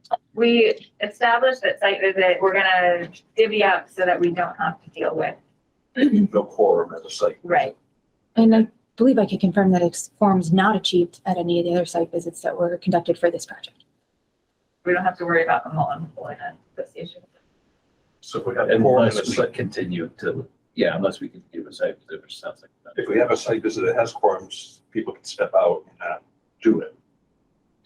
And wait. It would be logical to try to schedule the site visits in such a way that a quorum is not achieved. Right. Yep. And that could be done by having them in the same day, but having like 15-minute at least break between the two, so that the commissioners don't even cross paths coming and going. Like that's how it was described to me by the city attorney. So No, you can't. But we did talk about scheduling them on the same day so that any paid staff involved, that the expense would be cut down. Right. That is correct, Right. yes. But the question I think we still need to answer is, are we ready by the 25th to do this? Or do we want to wait and see additional changes before we go up? I don't know. Given how complex the scheduling of the meeting is, I would vote to wait through another meeting. All right, so Sarah's voting to wait. Dan will be here. I'm seeing another vote to wait. Okay, so we'll hold off and on scheduling a site visit. We'll see what additional changes might be made in response to this evening's discussions. And then we'll look to schedule a meeting following, or a site visit rather, following that meeting. Which, I mean, who knows what in the world's gonna go on with the weather, but in theory, that would put us into a better weather window. Not that we have. 13th of March. So tentatively trying to schedule at the next meeting, but Yes. okay, that sounds good. Yep. Got it here. All right. I think we are ready to look for a motion to continue. Motion to continue to February 27th at 6 P.M. Do we have a second? Second. All those in favor, roll call vote. Commissioner Whittemore? You got it. Sitting in different spots. You got it. August? Patrick? Aye. Ryan? Aye. Weeks? Aye. Carr? Aye. Motion carries. So we will continue to February 27th at 6 p.m. Thank you. Thank you. Don't go anywhere. We have no request for certificate of compliance, which brings us to enforcement actions. Kathy, I don't think we have updates on the others, but even if we do, I'm gonna recommend we skip to letter D. Correct. Okay. So, enforcement for 93 Northampton Street rear, map 128, lot 113, enforcement order 2022-003. Can we have an update? Can I just Sure, interrupt yeah. for 1 second? I just wanted to apologize for the miscommunication or the lack of communication on my part. I thought for the best interest of the environment was not to take that temporary crossing out when we're in the middle of the process of permitting a whole one, because we could utilize that temporary crossing to build the foundation for the one on the north side, and we can obviously access the one on the south side. And I didn't do it properly, the procedure. I should have went about it much differently. I wanted to say I apologize about that, and we'll do what we can to make it right.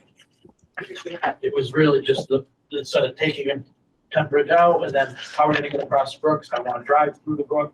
I thought it was just it made the most sense, in the best interest of disturbance and whatnot, but. And so I just made assumptions that would be the case, but I apologize. So the restoration plan for that bridge is still in place, and based on what Frank's saying is it will happen after you get your equipment across the other side to construct that new bridge. That's the first thing we're gonna do, because I do want permanent access to the rear of the property. In the meantime, while we're getting the phases, the MEPA and everything, I still want to be able to maintain that field with the tractor, mow it down and keep it stable. So I understand where you're coming from, but the agreement that we had back in the summer was that was going to be removed by October 31st. Yes. You know, this is going to be a protracted process between us, planning board, NEPA. It could be a year, 2 years before you can begin anything. And, there's a chance it may never happen.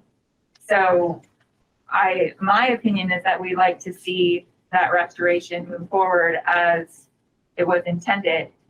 And that the process for constructing the new project is its own entity. I don't know how others feel, but given the timelines and the uncertainty, that would be my preference. I don't need the funding to put the bridge itself in. So we could do that right after the approval. It doesn't, the bridge in my mind doesn't, I'll check with planning because it doesn't need their approval either. And that's the one thing I put in, the permanent one, so we can access the rear of the property. I don't think you can begin any of the work without going through your full NEPA process though. And that, might be a long process. Even for the restoration. The restoration is separate, but, Stevens do, right? right, yeah. Well, then maybe this is part of the restoration plan because I have that access. My property right now is landlocked. The only way to get to it is across the road.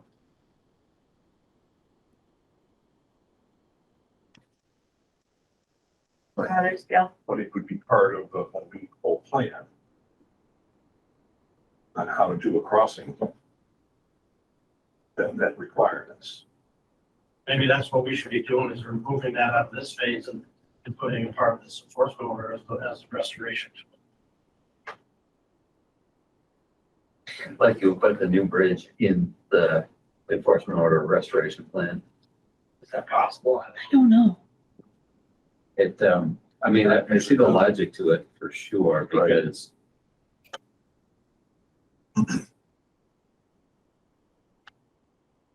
And I can't remember if this has ever been discussed, but why is the new bridge proposed in a different location from where the impacts already occurred?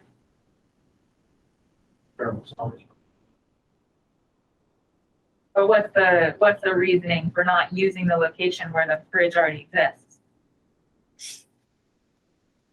I don't even know exactly where that is on here. Should it just be upstream a little bit? There's a wider section. I don't know what map you're looking at. Most likely that's it was like this was narrower and parallel with each other and it wasn't like odd shape. Short crossing. Yeah.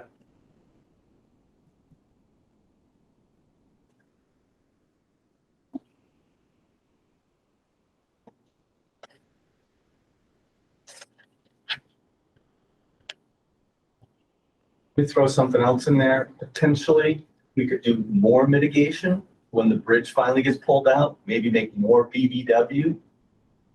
And I'm just trying to see what I can do to, help get something, give you something back. Because, you are being gracious by allowing us to continue when that was supposed to be taken out in October. We understand that. So we could make more BBW along the edge of that wetland. With the crossing is take some of the existing road out a little bit more because you'll have no intention to go there in the future. So we could double the square footage of the wetland, which means we would take the small gravel that we saw that was usually up by the driving range, but it was sort of an area that they had laid out before you cross over. We would remove more of that area and create the BBW there.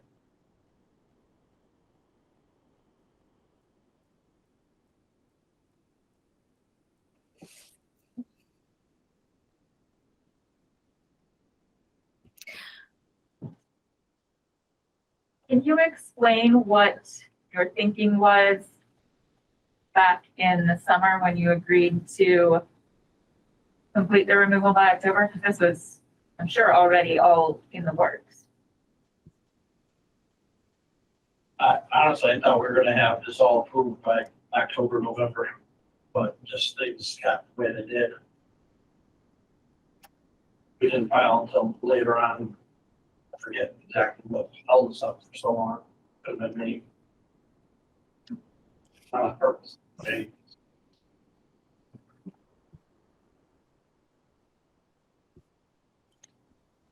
old bridge is in a different location, should we just get rid of the old bridge and repair that?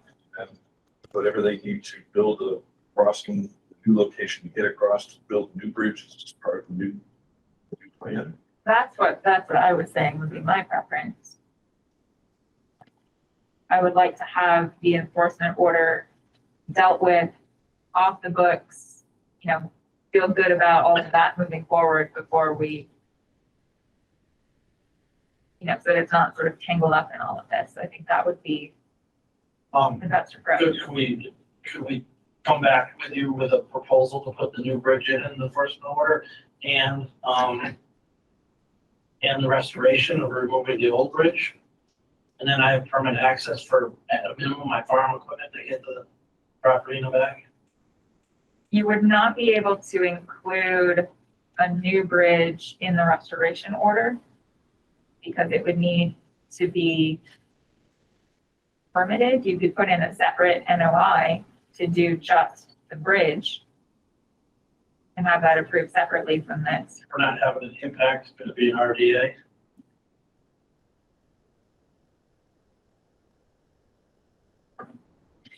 You couldn't do it as part of an enforcement order? No, but I wouldn't think so because It's a new location. A new stream crossing. it's new work, it would need to have a permit associated with, to allow that work. The enforcement order is just saying that that happened. There isn't even a way to officially lift an enforcement order. So in my opinion, I would think not. I can certainly ask DEP. No, you can't have new, can't build a new stream crossing for an enforcement order. Or an unpermitted stream crossing, that doesn't make any sense. But they could do a separate NOI or whatever to make a new street crossing. Right. That's a separate project. Right. Commissioner Carr has a point she'd like to make. Go ahead.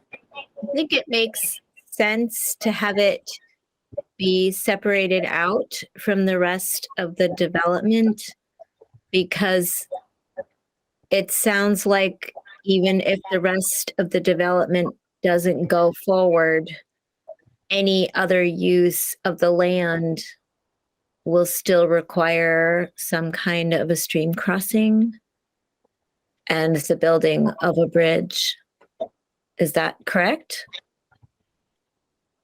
So maybe to get over there. Yeah.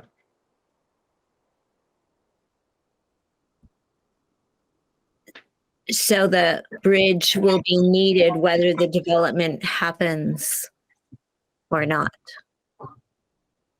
This development. Yes. I mean, there'd be new development, some other development proposed in the future. Well, you either use it, like I said, I need to have access to the rear of the property, so if I have to come back in with an RDA showing the bridge crossing, then I will. And it's strictly, at that time, it's gonna be strictly for, to get across the access to the rear of my property. Simplest thing. Just laughing because I'm picturing him put in a new bridge without permission, and then we give you enforcement. No, There was an existing bridge there, all I did was repair it. Yeah, I'm not. There were crossing on it, so. They had a culvert there in the ground at one time. I bet you it was all gravel, just that culvert. You know, I didn't put in the. No, I wasn't referring to that. I was just referring to moving forward. Yeah. I'm sorry. The way around. I didn't do that. And just, so you guys tell me to take it out right now, I rip it out right now, I'm gonna come back to you for sure.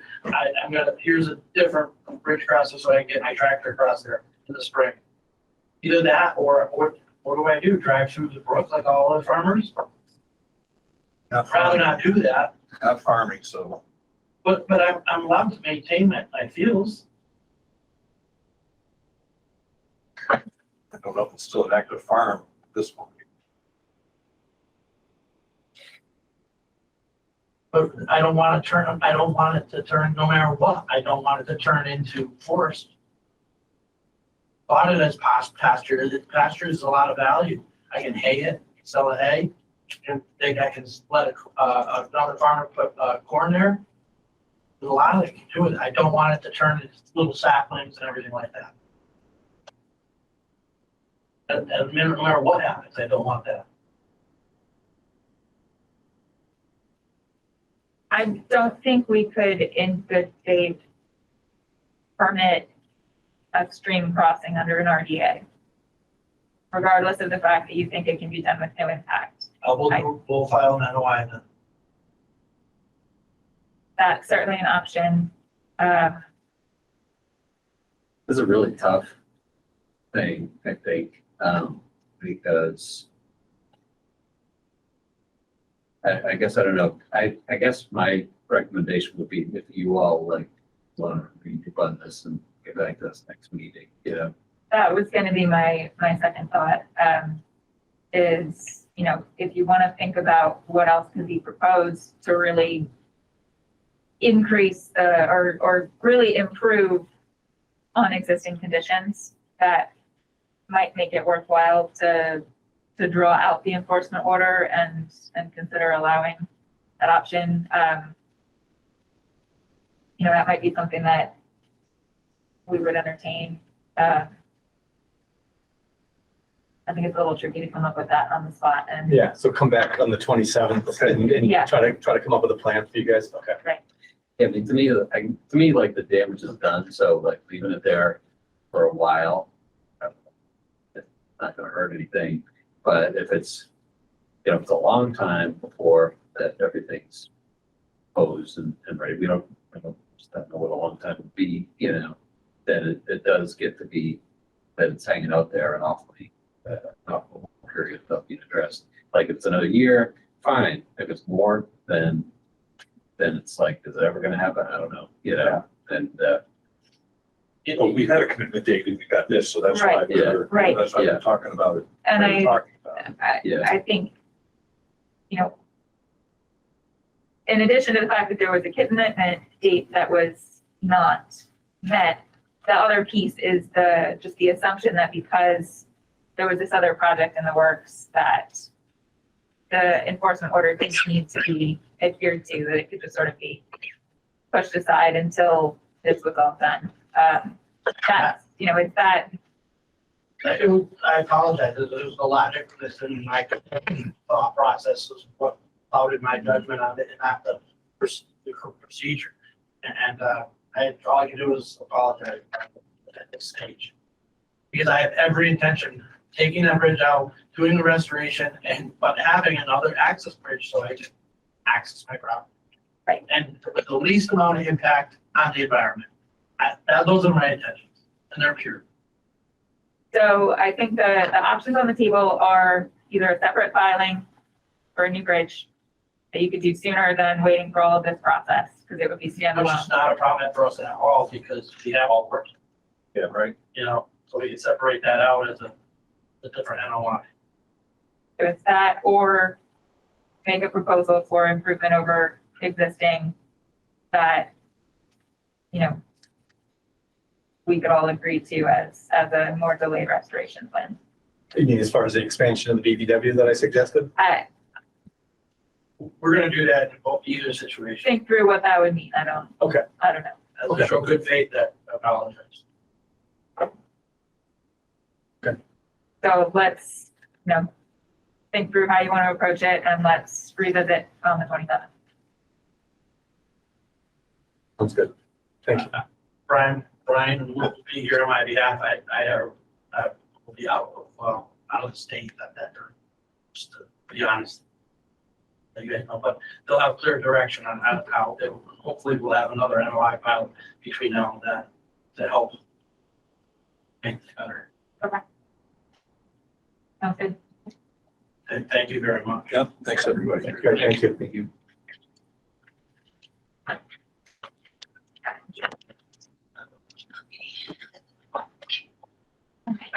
Kathy, there weren't any other enforcement updates, were there? Nope, no other enforcement updates. Open space updates, anything on Echodale West? No updates. And did I not remember to distribute that report, the final report that was created by the Conway School? I'm sorry. I don't. Yeah, I will. Never seen it, but you've been busy. Great. I'm sorry. Moving on to compliance update for active projects. I Yeah. don't have a list of which ones have updates. I'd like to request that, let's see here. We have someone who's been waiting. Do, yep, they're here, for item Oh, let me get the right letter here. Item K, 6973 Loudville Road. Motion to take K out of order. Do we have a second? Oh, Do we have a second? There's a motion on the table to take 8K out of order. Second. All those in favor, Commissioner Whittemore? Commissioner August? Aye. Patrick? Ryan? Aye. Weeks? Aye. Carr? Aye. Motion carries. All right, item K, R. Levesque Associates, Inc., 6973 Loudville Road, Mass DEP file number 1510309, map 140 and 139, lots 28 and 29/11. Is that, oh, yeah, okay. I didn't know what I was. Was there someone here, Cassie, to speak to this, or are you giving us an update? Yeah, Mr. Kelly and Mr. Nelson are here. Would it be helpful for you both if I read the message I received from Brian Nelson earlier today, or would you, or I'm not sure exactly what day it was, or would you just like to go ahead? Sure. Hi, this is Ryan from RLA. Sure, Cassie, you can read it. Okay, yeah, this is a message I received from Ryan Nelson. It said, "Hi, Cassie, I uploaded an inspection report from today. A few of the catch basin filter sacks need to be cleaned out. In the wind scattered some debris, so I'm assuming Carlos will the contractor will take care of that per usual. As for the soil stabilization issue, with the active framing of the units occurring and staging of materials, I don't see how all the areas within the limit of work can be permanently stabilized since they are being driven over very frequently. A widespread application of stabilization measures like straw or erosion control blanketing will just get ruined and be a needless expense to the applicant. I don't see these additional measures being practical given the gentle topography of most of the site and a well-established, monitored and maintained perimeter erosion control barrier. However, I think that there are some somewhat final graded areas at the rear of the units near the steeper areas where this would be justified. Can the site visit be considered active construction that is ongoing and then the 14-day stabilization issue is moot? The applicant and contractor have been very attentive with maintaining an erosion control barrier around the approved limit of work, and I do not see what the risk is with soil disturbance within the limit of work at this site. I am available to attend the Concom meeting Monday to discuss. Thank you." Is the project still shut down for the winter? It is not. So right now there's individual unit constructions that are occurring. And maybe a month or two ago, I forget when it was, Cassie had offered, the idea of, if the site is to go inactive for the winter, perhaps that would be a good idea to cease reporting. But with the weather and the way the winter has been going, they're still able to do some work out there. So there is still activity and construction going on at this project.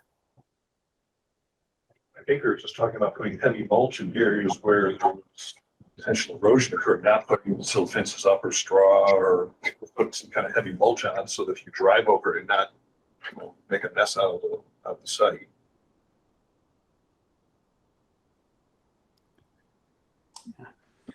So just to follow up on that, I'm Joe Kelly. I'm one of the owners of the project developers, and we engaged Ryan Nelson and his firm. We don't have final grading done, but we have it graded out properly as far as everything's pitched into the proper channels for drainage. There's gutters in all the homes, except for the ones that are being framed. So we're definitely handling any water runoff extremely well.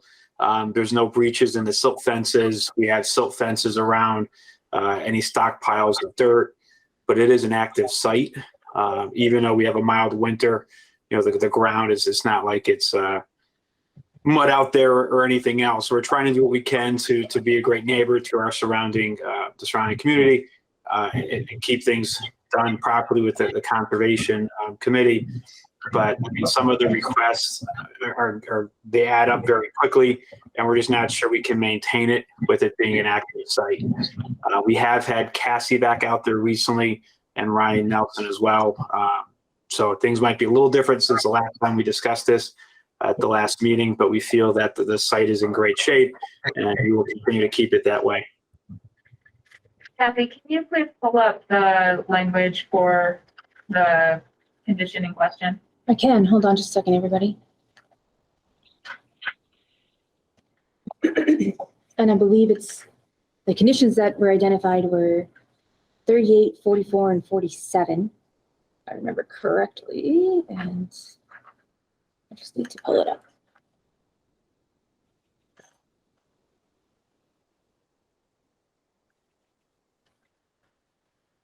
Okay. That's what are in the minutes from last. Okay, good. Surprised I remembered it right. Okay, almost there. Sorry.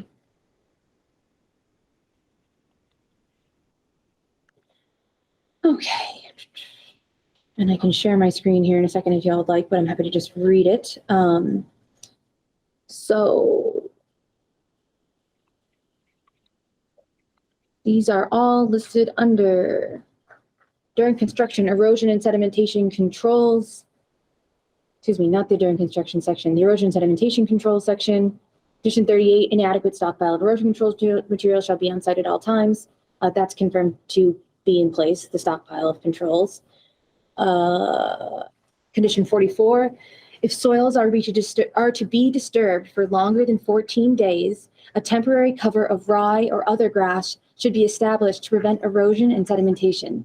If the season is not appropriate for plant growth, exposed surfaces shall be stabilized by other appropriate erosion control measures, firmly anchored to prevent soils from being washed by rain or flooding.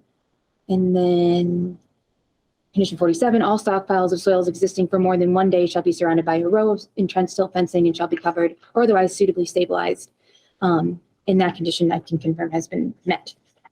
But 44 is the one that seems to be a question. And condition 44, I think is very clear. If portions of the site are disturbed for more than 14 days and they haven't been finalized and finally stabilized, they're supposed to be temporarily stabilized. That's what we're asking for. It's been in the order from the start.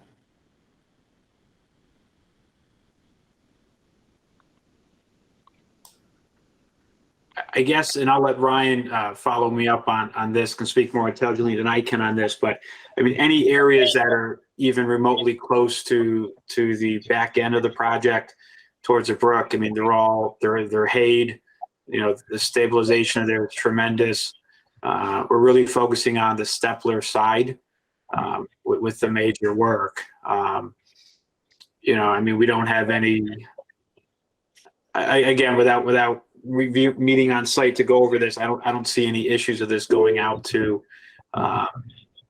towards the stream side. I mean, everything on Conrad Circle has been hayed. That hasn't been worked on, and everything else is just an ongoing ongoing work on the site. So there are erosion control blankets in place behind, which I'm sorry, is unit like 7 or 8 or 9? 8 and 9. Yeah. We did that right away. So, I mean, we have Those have been there, yeah. strategically kind of, you know, but the upland side of it, the stuff towards Loudville Road, and the back, I mean, the whole stormwater basin, I mean, has a tremendous amount of protection put in place. Hay, I mean, it's just anything that could be a potential issue has been well taken care of. But the stuff that's towards the road, I guess I just don't understand what needs to be done on that end. We were talking about this because something occurred that was getting on the neighbor's property or getting into, that's why this kind of originally got brought up. As a summary, yeah, the original, so I had received a complaint from an abutter about possible siltation occurring in the wetlands within their property. This is an abutter who lives along Loudville Road. Upon inspection, I didn't see any clear breaches of the silt fencing along that area. But as a result of sharing those images and giving that review, Commissioner August noted this condition 44, as well as the other ones that were noted. And the commission at that time determined that they wanted those conditions to be followed. I don't know if I can say that not having the stabilization caused that particular sedimentation, possible sedimentation of that wetland that abutter was complaining about, but that was the original, how we got to this place. Does that make sense? Okay. Yeah, we've talked about issues with the erosion controls on the site several times. And I think we were seeking a more holistic solution, which is easily found in adherence to the conditions that are laid out for exactly that purpose. You know, it should have been seeded before the weather turned so that it was stable for the winter. But that didn't happen, so we're willing to entertain, as it says in the condition, other means of stabilization. You're not actively doing grading work in these areas, correct? You're framing building. So all of those areas should be stable. Yeah, so that's entirely true. So we are moving and we have propane tanks being set. You know, we are working on exterior work to the buildings, building decks. So just to follow up with, I mean, I don't think that complaint held any bearing. There's not a neighbor that we could really hit. Everything's down gradient towards the stream. So I'm willing to bet that the neighbor was misinformed or maybe looking at a different part. So just to follow up with that complaint, I don't think there's any relevance with our what we've been doing or haven't done on our site. And also, I wanted to pose a question or clarify. To me, it seems a gray area as to what is considered active construction and what is considered, you know, ceased construction and then needs to be stabilized within 14 days. Couldn't the applicant arguably go out there and start grading again, and that's considered active construction and they're not subject to those requirements? Well, the condition doesn't actually reference active construction. It says if areas are disturbed for more than 14 days, they need to be stabilized in a temporary fashion. But what if your grading activities take more than 14 days? What they can do? I think your best practices ought to confine the area that you're working in so that you're closing up areas before you expand into others. Part of the goal is to have the whole site not be disturbed at once.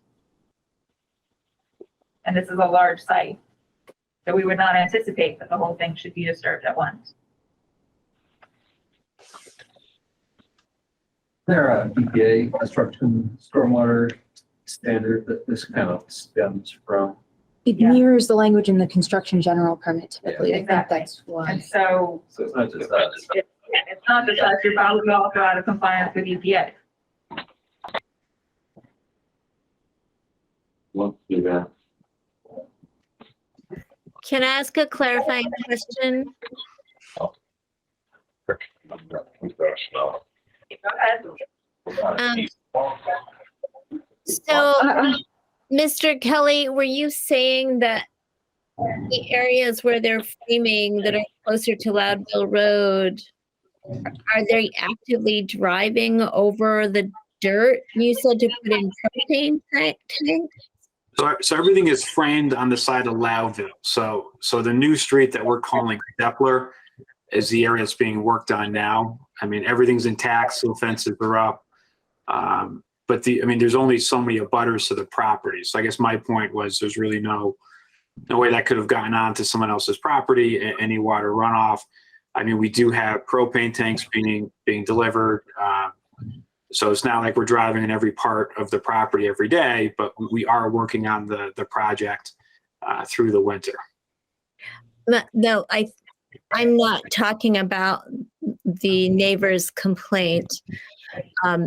But when I was walking around with Cassie last week, and there were some areas where it looks like the house is done.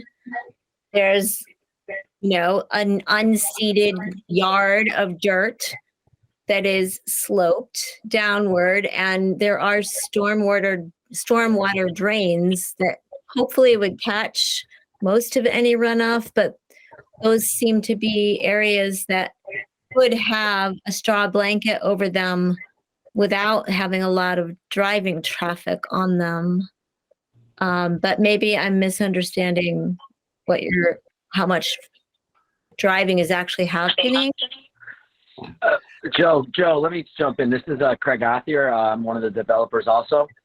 So the active construction over there, if the units in the back, I don't know if you have the map of the units, but for instance, the units that just got framed, then they got roofed, and now they got to get sided. Then there's got to be the decks that got that. So there's going to be constant people that are behind those units. And then the units that just got sided, when you first pull in the project, you're kind of looking at them to the left. Those units just got sided, and the deck's got to go in. So people are still going to be going around those units. Unit 8 and 9, that's where our model units are, and those are complete. And we've actually done the straw mats all behind those units. So the only units that really, without having a topography map in front of me, that have that slope are the units that I had just discussed that are about to be sided and that just got sided. So those are all active sites, and those are the units that have some pitch, that have your heavier pitch towards those sill fence. The rest of the project, everything basically, the topo brings it all back to the roads. So if the idea is the impacts on the wetlands, I just don't understand how, if the topo brings the water back to the street, how that can impact the wetland. And then the other ones that do have the slopes, I think I'm right that those are still active sites.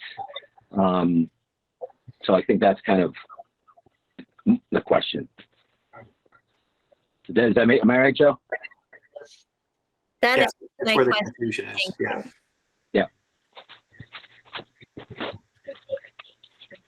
Again, the question is not whether they're active, it is whether they have been disturbed and need to be temporarily stabilized. And the order of conditions covers your stormwater permit and your wetlands permit. Your stormwater permit is effective for the entire site. And so this applies to your entire site. Right, but if it's an active site and we're The area actively that's been disturbed for more than 14 days, it needs to be temporarily stabilized in some fashion. but it's always disturbed. There's people working on all the units basically all the time. So there's really 14 days that the site's not disturbed. So is it just parcels of the site, or if any part of the site is disturbed? If it's any part, well, then it's always being disturbed. There isn't like a 14-day that really goes by that part of the site's not disturbed, because there's so much going on. I mean, if you look, we've put in, I think we've put in what, 6 buildings, in a year. So it's a heavily active site.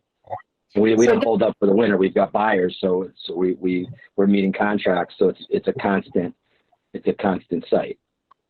So it sounds like maybe the question is, if every time they redisturb it, that restarts the 14-day counter, maybe perhaps that's a way to think that you're asking about it? Because I think there's a concern about what measures they could take that would be effective if they keep having to drive over it. Right. Yeah, I guess what would be a happy medium to take care of the areas you're concerned about without having us invest in seeding and hay and then ripping it out the next day. Just a rough mulch that would slow things down. That could just be moved later when it's time for growing seasons, right out of the way. Yeah, I mean, surely that is up to you as a contractor, how to stabilize it, but the requirement is there that it be done. So I guess it comes back to the interpretation. I think Mr. Nelson proposed it as well. I guess we don't have clarity on that. The 14-day policy, as my partners say, Craig, I mean, if it's disturbed every single day, there's a 14-day, just keep restarting. So I guess we're just not too sure on the requirements based on what's actually happening and what's on the conditions. And also, is the whole site considered one giant active site? So if we're actively working on one portion of the site, does that mean that's the whole site? And if that's the case, well, yeah, we're always working on the site. Were we, initially, wasn't this about the stockpiles? And they have been sitting there longer than 14 days. And the stockpiles have been, the silt fence has been installed around the perimeter of all stockpiles, so those aren't an issue. The purpose of the condition, as with the purpose of your NIPD's permit, is for good housekeeping and control of the state of the site during the construction process.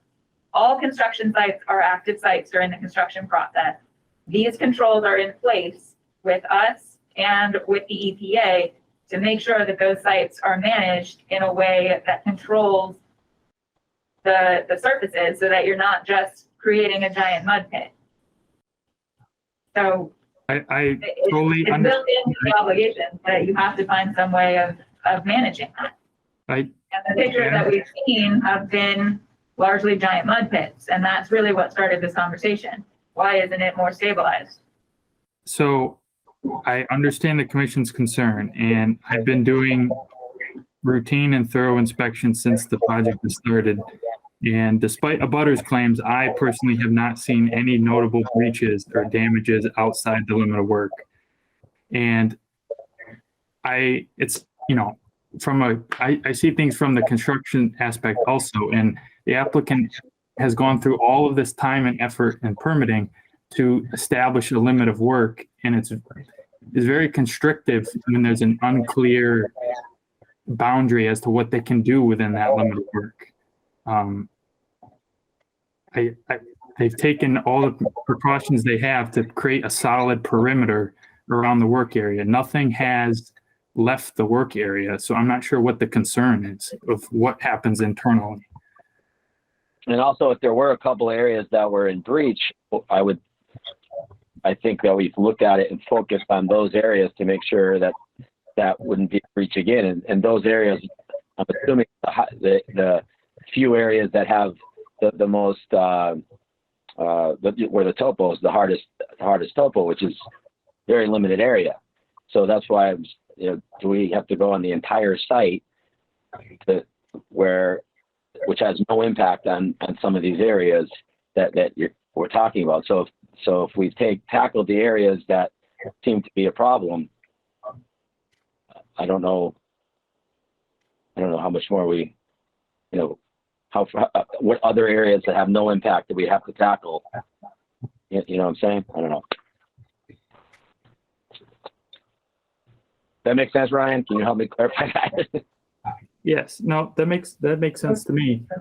I certainly it would be agreeable to, advising further stabilization of problem areas or areas that would be prone to a potential risk. But I've inspected hundreds of sites, and I don't see the risk here for the current state. So since the last site visit on the 9th, we were told that there were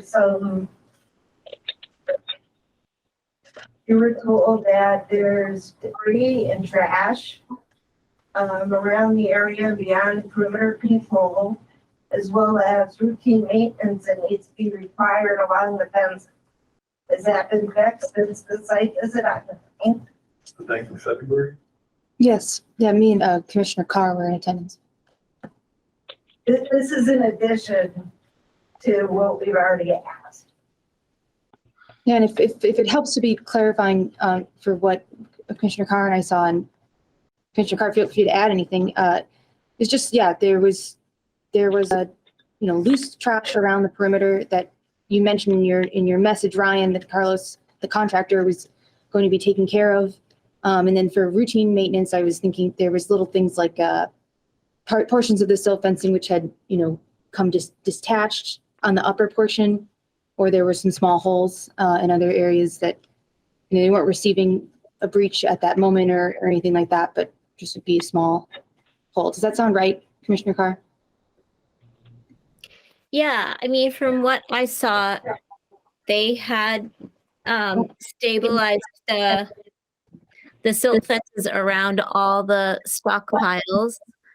And as Cassie said, there were just some very minor spots along the perimeter silt fencing where it looked like if it wasn't taken care of, it could turn into a breach, but I think those are being addressed. And the stormwater drains, as you already have said, probably need some cleaning out of the filters in them.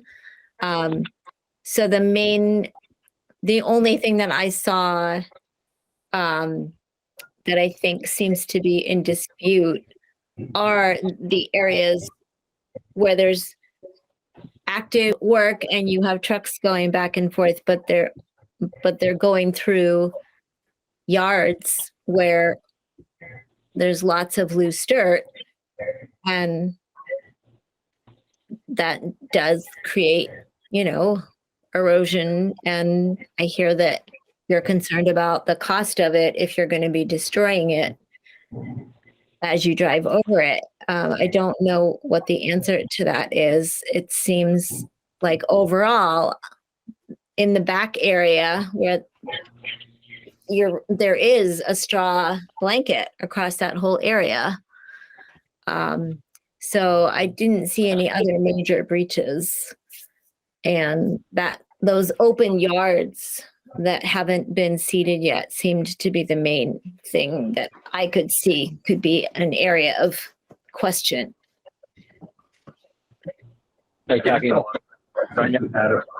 like this in town, and I think the last one may have been Jillian Estates, which was a long time ago, and it was a slow moving project over the course of a couple of years. So in that case, areas that were, not being actively worked on would vegetate on purpose or by accident. I'm not sure which one, but they did vegetate.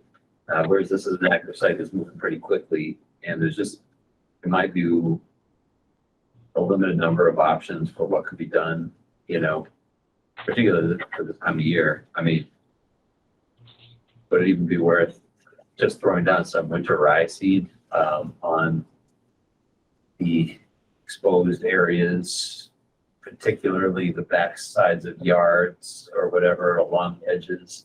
Just, it might take, it might not. If it gets trampled, then it gets trampled and it's part of active construction. I don't know if that would grow under these weird weather conditions we're having. But and I think that the weird weather conditions are part of the concern, because in a normal winter you'd be driving over frozen ground, but the ground hasn't been frozen. It's been a very mostly warm winter, and so there's a lot more mud around than there would be if it was like a normal active winter site. Well, I think Punxsutawney Phil saw a shadow, didn't he? So are we getting more winter, 6 more weeks of winter? Hopefully not. But no, so we understand the concern. I think if we could focus on the areas that are, as Ryan, my partner, mentioned, that could potentially pose a problem, it would make a lot of sense. I mean, we're happy to work with you as best we can. I guess our concern would be the side yards and backyards that are upland towards Loudville Road. In my opinion, really pose a threat because any runoff goes into the road and into the storm drainage. It's still pretty hard up and a lot of loose dirt, not to say that there isn't. I mean, the areas that Cassie made us really focus in on for good reason, and Ryan was honored for when he was checking it almost every other week, are pretty well established with the straw blanket, hay bales. Some of those is pretty good. So if our contractor did not update or replace some of the silt fence area that looked questionable, we're happy to do that. I believe he did. If he's not, he bought it and he will get it done. So I guess if it makes sense, if we could maybe meet Cassie and the car out there and just maybe focus on those areas. Not necessarily a financial issue for us. It's just one of those things where if we can get a better understanding what we're required to do, and between the board and Ryan Nelson, we can kind of make a better plan as to where we should focus on. I think it'd be very difficult to do the whole site, and I think it really wouldn't make sense to, in my opinion. But we're happy to work on the potential problematic areas. Knock on wood, as everyone has stated here, we've had no breaches to date.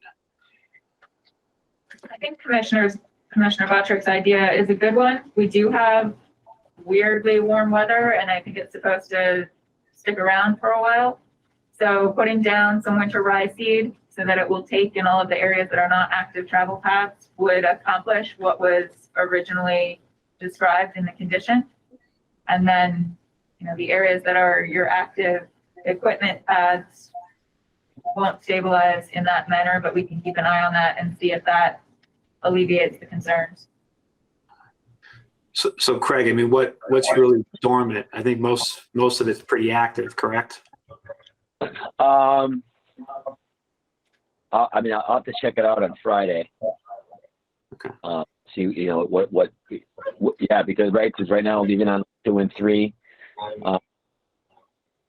Because what it is we built a lot of units and we have a lot of sales now. So even though they're up and they look like they're finished, a lot of them still need decks and certain things on the outsides that we didn't do.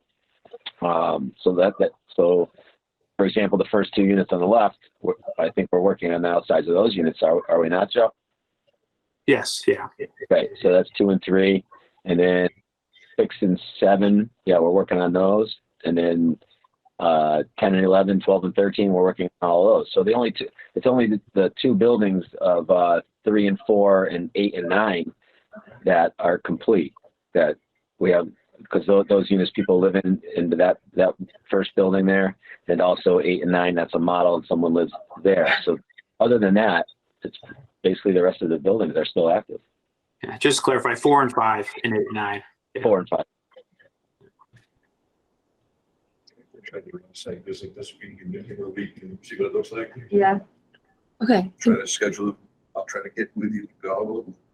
Right. So at the site visit, I don't know if you guys could hear, Commissioner Ryan is suggesting schedule another site visit, and at that site visit, identify the areas that we would want to be seeded with this winter rye. Yes. And carry on from there. And look to see if there's any other areas of concerns that haven't been repaired.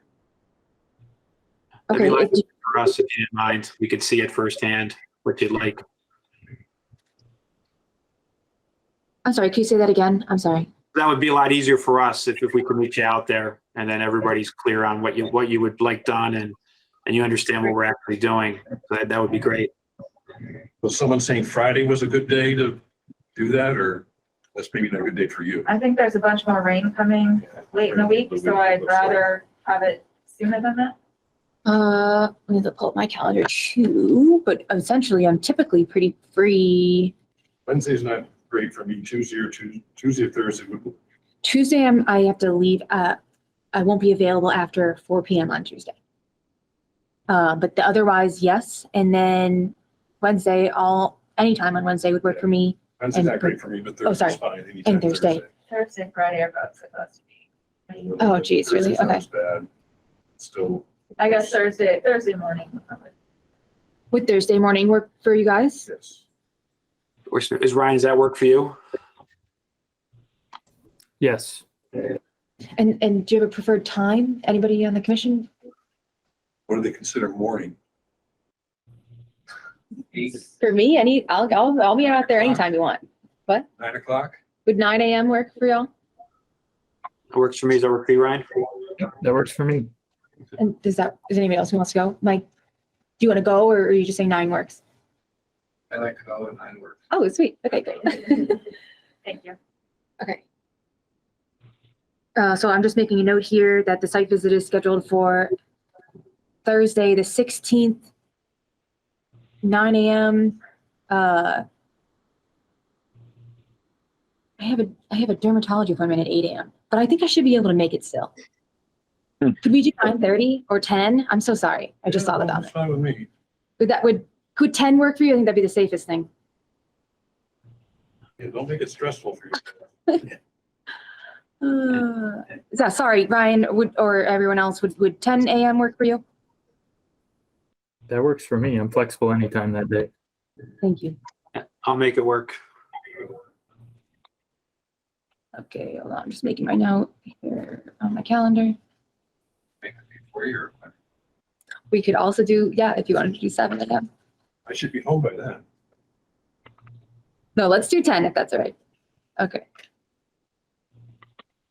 All right, I've got it on the books here. All right, thank you. Are there other updates, Kathy? No, if you guys don't have any other questions, we can close that. Nothing else for the folks 6973? Let's track it down Thursday and try to get on the same page. Okay, thank you for coming. Thank you all. Have a good night. Yeah, thanks. Yep. Okay. Thank you. Appreciate your time. Okay, for other projects, the only other update that I have is actually an email that I got right before this meeting. I believe I got a request for certificate of compliance, at least for the latest Ferry Street. I've not reviewed it at all, just putting it on your radar. Put it on the agenda. Yeah, but likely you could probably put it on the agenda for the next meeting. Request for certificate of compliance for the Ferry Street project. It is item T. One Ferry Street, when they did, this was just for the restoration, that slope by the bike path. There might be more to it. I didn't even read the email yet, but it's definitely Ferry Street related. Separate order. Yeah, yep. I didn't remember that. Yeah, we have the order of conditions that's for the project of the construction of the redevelopment of the mills. Okay. And then we did a separate one for this. All right. So we expect to see that next time. I think so, just Great. tentatively. Yeah, I had to look at it. What else? For other active projects, I don't have anything, and I would go to general business if everyone is ready. Great. More than ready. Meeting Cool. minutes from January 23rd, 2023. So I'll say I didn't submit them to you guys until way later. I did get Deb somehow was able to review all of them, which is amazing. So I did update for those typos that were in there and correct them since. And I have that copy here if you want to see it. I don't know if you all feel comfortable that you still, even despite that, had enough time to review them, which I think would be quite reasonable. And so you want to wait, or if you feel. I reviewed them. I approve. Okay, Is that a motion? I motion to approve the minutes from our last meeting on January, what was it, 23rd? that's Do right. you have a second? All right, all those in favor, Whittemore? Okay. August? There's something about going from W to A that is not working in the head. Patrick? I wasn't here, but I think I can still say it. You can. You can. Ryan? Aye. Weeks? Aye. Carr? Aye. Motion carries, thank you. Site visit protocol, I think we covered this last time, Kathy. Yeah, I think the only thing that was outstanding, was there something that was outstanding? We're going to avoid quorum because it was too complicated to try and get minutes and all of that. That was our final decision. Yes, it's a viable option and that's, I think, yeah, okay, cool. I'm sorry, yeah. Okay. Mullins rule compliance, can we cover this in just a minute real quick, bring everyone up to speed? Yes, because the Conservation Commission is issuing a permit that includes a city stormwater ordinance as well as the order of conditions. In order to remain in compliance with the Mullins rule, commissioners who have missed a meeting can certify that they have reviewed the material and should do so through a form that just says like, hey, I reviewed the material. But any commissioner that misses more than one meeting cannot vote at the end. So there's a concern for making sure that we maintain enough commissioners who can actually vote at the end, so we don't get into a quorum problem there. And I talked to the city attorney about this. One of the suggestions was potentially if someone is going to miss a meeting, or we come here and someone is missing a meeting, that we could continue automatically if that works for everybody. And questions of if the certification process is something the commissioners feel comfortable with and feel like that's an appropriate form, a way to do it. Do they want to do that certification? If you miss a meeting, the one that's allowed, and don't certify, then you cannot vote. But the city attorney did say that you could still participate in deliberation. Is this ever or just a meeting about a specific project or application? Any public hearing process. So typically that'd be notices of intent, ANRADs, things like that. They just don't typically last this long, so it doesn't become a factor. But because this one has lasted this long so far and likely will last much longer, we need to make sure that we're not losing people that way. But most other projects, they're only 1 to 2 meetings typically, maybe 3. So far, Whittemore cannot vote. Correct. August can vote because you certified. She's not finished it yet, but she said going to. yeah. Are you gonna sign the form? I guess so. Okay, So- excellent. Better. I've The been form trying is to very s- simple. Trying to We stay appreciate on you this, yes, I agreeing to certify sign the this. form. Yeah, but I reviewed every single piece. of It doesn't say information. penalty of death. You watched it. You know you watched it. That's sufficient. Watching the recording is, they list it explicitly as being Doesn't say sufficient. All the related materials. If you watch the recording. I have not missed any. Jay, I don't think you've missed any. Hal, I don't think you've missed any for this hearing, have you? I don't think so. No, you have I not. mean, And it gets confusing because some people might think that some of the meetings that we had about the enforcement order, Right. if you miss any of those, not related. Right. not It's only really. for this It's just hearing. for the hearing. Yeah. So I. We're gonna have to make a spreadsheet for this. I have one. Okay. We're okay, in that's good good. so far, but it's something we just need to keep an eye on so that if more people start dropping out, because we need to have 4 who are still active. It's just gonna go for such a long period of time. Yeah, and if we start to get close, then we'll need to make sure we're coordinating ahead of meetings to tell, be clear about who's gonna be here or not, so Cassie can check whether we have the appropriate quorum. And we may have to preemptively continue if we're getting to the situations where somebody's missing. Yep. And I'll just add that, don't forget that we have the option, as Commissioner Carr is using right now, of attending virtually. That could be a potentially good way to visit, to not miss one. Okay. I will be out of the country on March 13th. I don't know if I'll have access to internet, but I'm happy to watch the video and certify. Okay, yeah, you could do that for one meeting, so that's good to know. Thank you. All right, possible violation at 67 Loudville. Yes, so this one is related to, we did a site visit also on the 9th, Commissioner Carr and myself. She was able to attend, and we walked the site. This is related to, it wasn't clear if potentially some kind of new clearing had happened in that area. I established contact with the property owner. Was this the Gall property that we talked Edward about Gall. last time? Okay. Correct. Yeah, there's a history with the commission having an enforcement order there that was resolved. Commission confirmed that restoration was completed, and they issued an emergency certification for a tree removal at one point.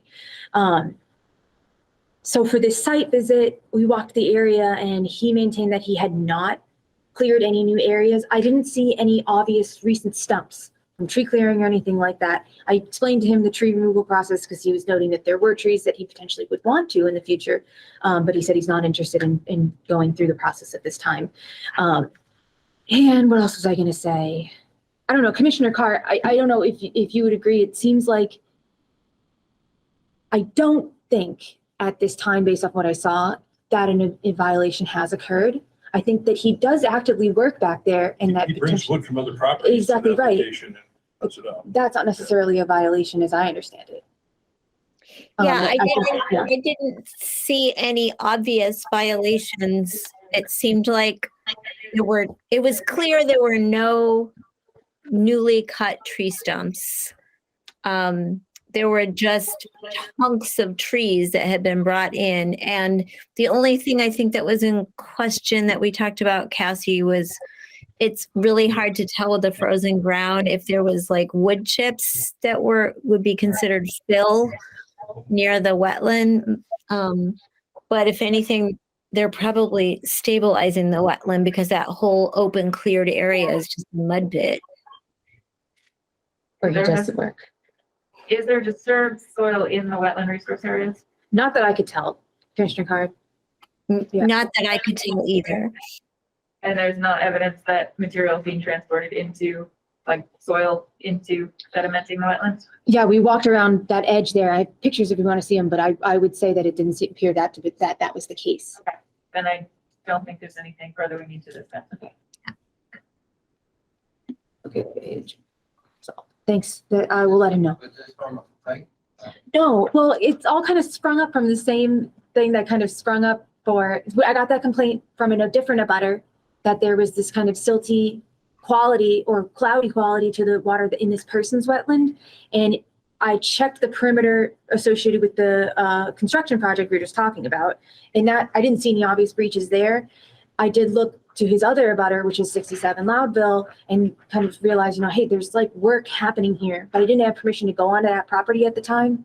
And I couldn't tell if that was the case. Commission recommended sending a letter and let's establish contact, do a site visit.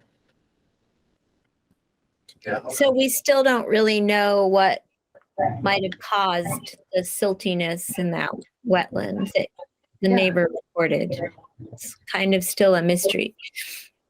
They submitted the pictures that it looked like that was the case, but one of the things when I was talking to that property owner, he's like, well, maybe it was just like pollen, but it didn't seem like time of year fall. So It wasn't pollen. Yeah. He's a hoot, that one. It's funny. So yeah. His property still and transfer the workroom. And we move on if we've determined there's no violation. Okay. Thank you. Forest cutting plan applications for East Street. Yeah, so I wanted to let people know about this. Whenever we receive a forest cutting plan, we have 10 days to submit a comment. The applicant submitted to me directly their application, and I confirmed with the regional forester that he's not yet received the application. So the timer actually hasn't started. Where is this? It's on East Street. One of them is 434 East Street, and the other one it's just south of that. And if I can pull it up, I actually can show you here. And they're both two large parcels, and so I wanted to make sure that it was into the record that we received that application, and if any comments the commission wanted me to submit to DCR, I would do so. There's wetlands involved, but these forestry activities are considered exempt under the Wetlands Protection Act underneath the agricultural portion.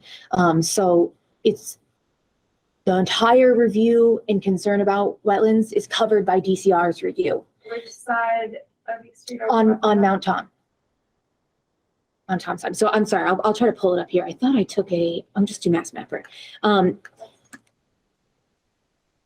How much tree cutting are we talking about and for to what end? It doesn't really matter to us. Yeah, for the Conservation Commission's concern, it's something that's reviewed by DCR, those considerations. Hold on. I'm just pulling it up here. It's all within priority habitat, and I made sure to say that in my initial comments. Yes, that would be the main thing. And then the steep slopes concern and the drainage issues that we know exist that are unmapped. Making sure that they're accounting for that, Cassie, in their review and approval. I think our standard East Street Mount Tom concerns. Yep. Okay, cool. Anything further? No, the point of it was just to make sure that people knew that was happening. So if the cutting starts, they're not like, Great. which is fair. Wetlands ordinance discussion. Table. So I don't want to get into details, and Cassie, you haven't circulated I saw your email earlier. You're still working on putting together what we did last time. I did finish it, but if I have more time, I can try to do a little more research and get into it more. But if everyone thinks it would be more productive to wait until the next meeting to try to get into it, that's fine too. Definitely. I want to give just a quick update. Yes. So the subcommittee has met twice now. We have, I think, made it through. We have basically a full draft of the ordinance to present to everyone. There are a handful of targeted questions that we want to discuss with the group, particularly related to some of the definitions. And there's one other thing, and I forget what it is. I have them listed here. Okay. See the ongoing project document. Hopefully we will have time. I want to make sure that we have time to deal with that next time so that it doesn't continue to draw out. And I believe the subcommittee has another meeting prior to our next meeting, next week. I thought we did schedule one. It might not be until March. Oh, that's right. That's right. We foresaw that we would not get to this meeting. Oh, yeah. So we put off our subcommittee meeting until after the next meeting so that we can have the February 27th opportunity to discuss some of those questions as a group. Okay. So Kathy, if you could make sure to circulate that. Yes. March 6th. Beforehand, and if you could just flag the comments that we want people to think about, and if folks could come having already thought about those questions so that we can keep it relatively quick, knowing that we'll probably have a long meeting again, that would be excellent. And then the subcommittee can move on with next steps, which will be sort of polishing that up and starting to think about the regulations piece. Sweet. Great. Okay. Pollinator plan survey. Very quickly, the Conway School is working with the planning department on a pollinator action plan. There is a survey available. It'd be great if people can take the survey, give your opinions about pollinators, help support that effort, and then distribute it to everyone, if you're willing. And a link to that is here on this ongoing project update document. Cool. So that's it. And there's also a public meeting on this? Yeah, there is going to be a public meeting. On Thursday the 2nd. The Conway School people were at Winterfest. So I had a nice chat with them. For updates, go to the planning board, planning department. On the menu option on the city website, go down to current projects in the very bottom, pollinator action survey, that'll have all the dates for any of the meetings and a link to the that survey. meeting apparently will be in this room. Oh, lovely. Yeah. And we have another meeting before then, so you can remind us again next time. All right. Because I forget to write. Excellent. Okay. Do we have a motion to adjourn? Motion to adjourn. Give me a second. Second. All those in favor, Whittemore? Aye. August? Aye. Patrick? Aye. Ryan? Aye. Weeks? Aye. Carr? Aye. It is 8:47. We are closing the February 13th meeting of the Easthampton Conservation Commission. Our next meeting will be February 27th at 6 p.m. Thank you, everyone. I am stopping. This government meeting is brought to you by Eastworks and our local cable subscribers.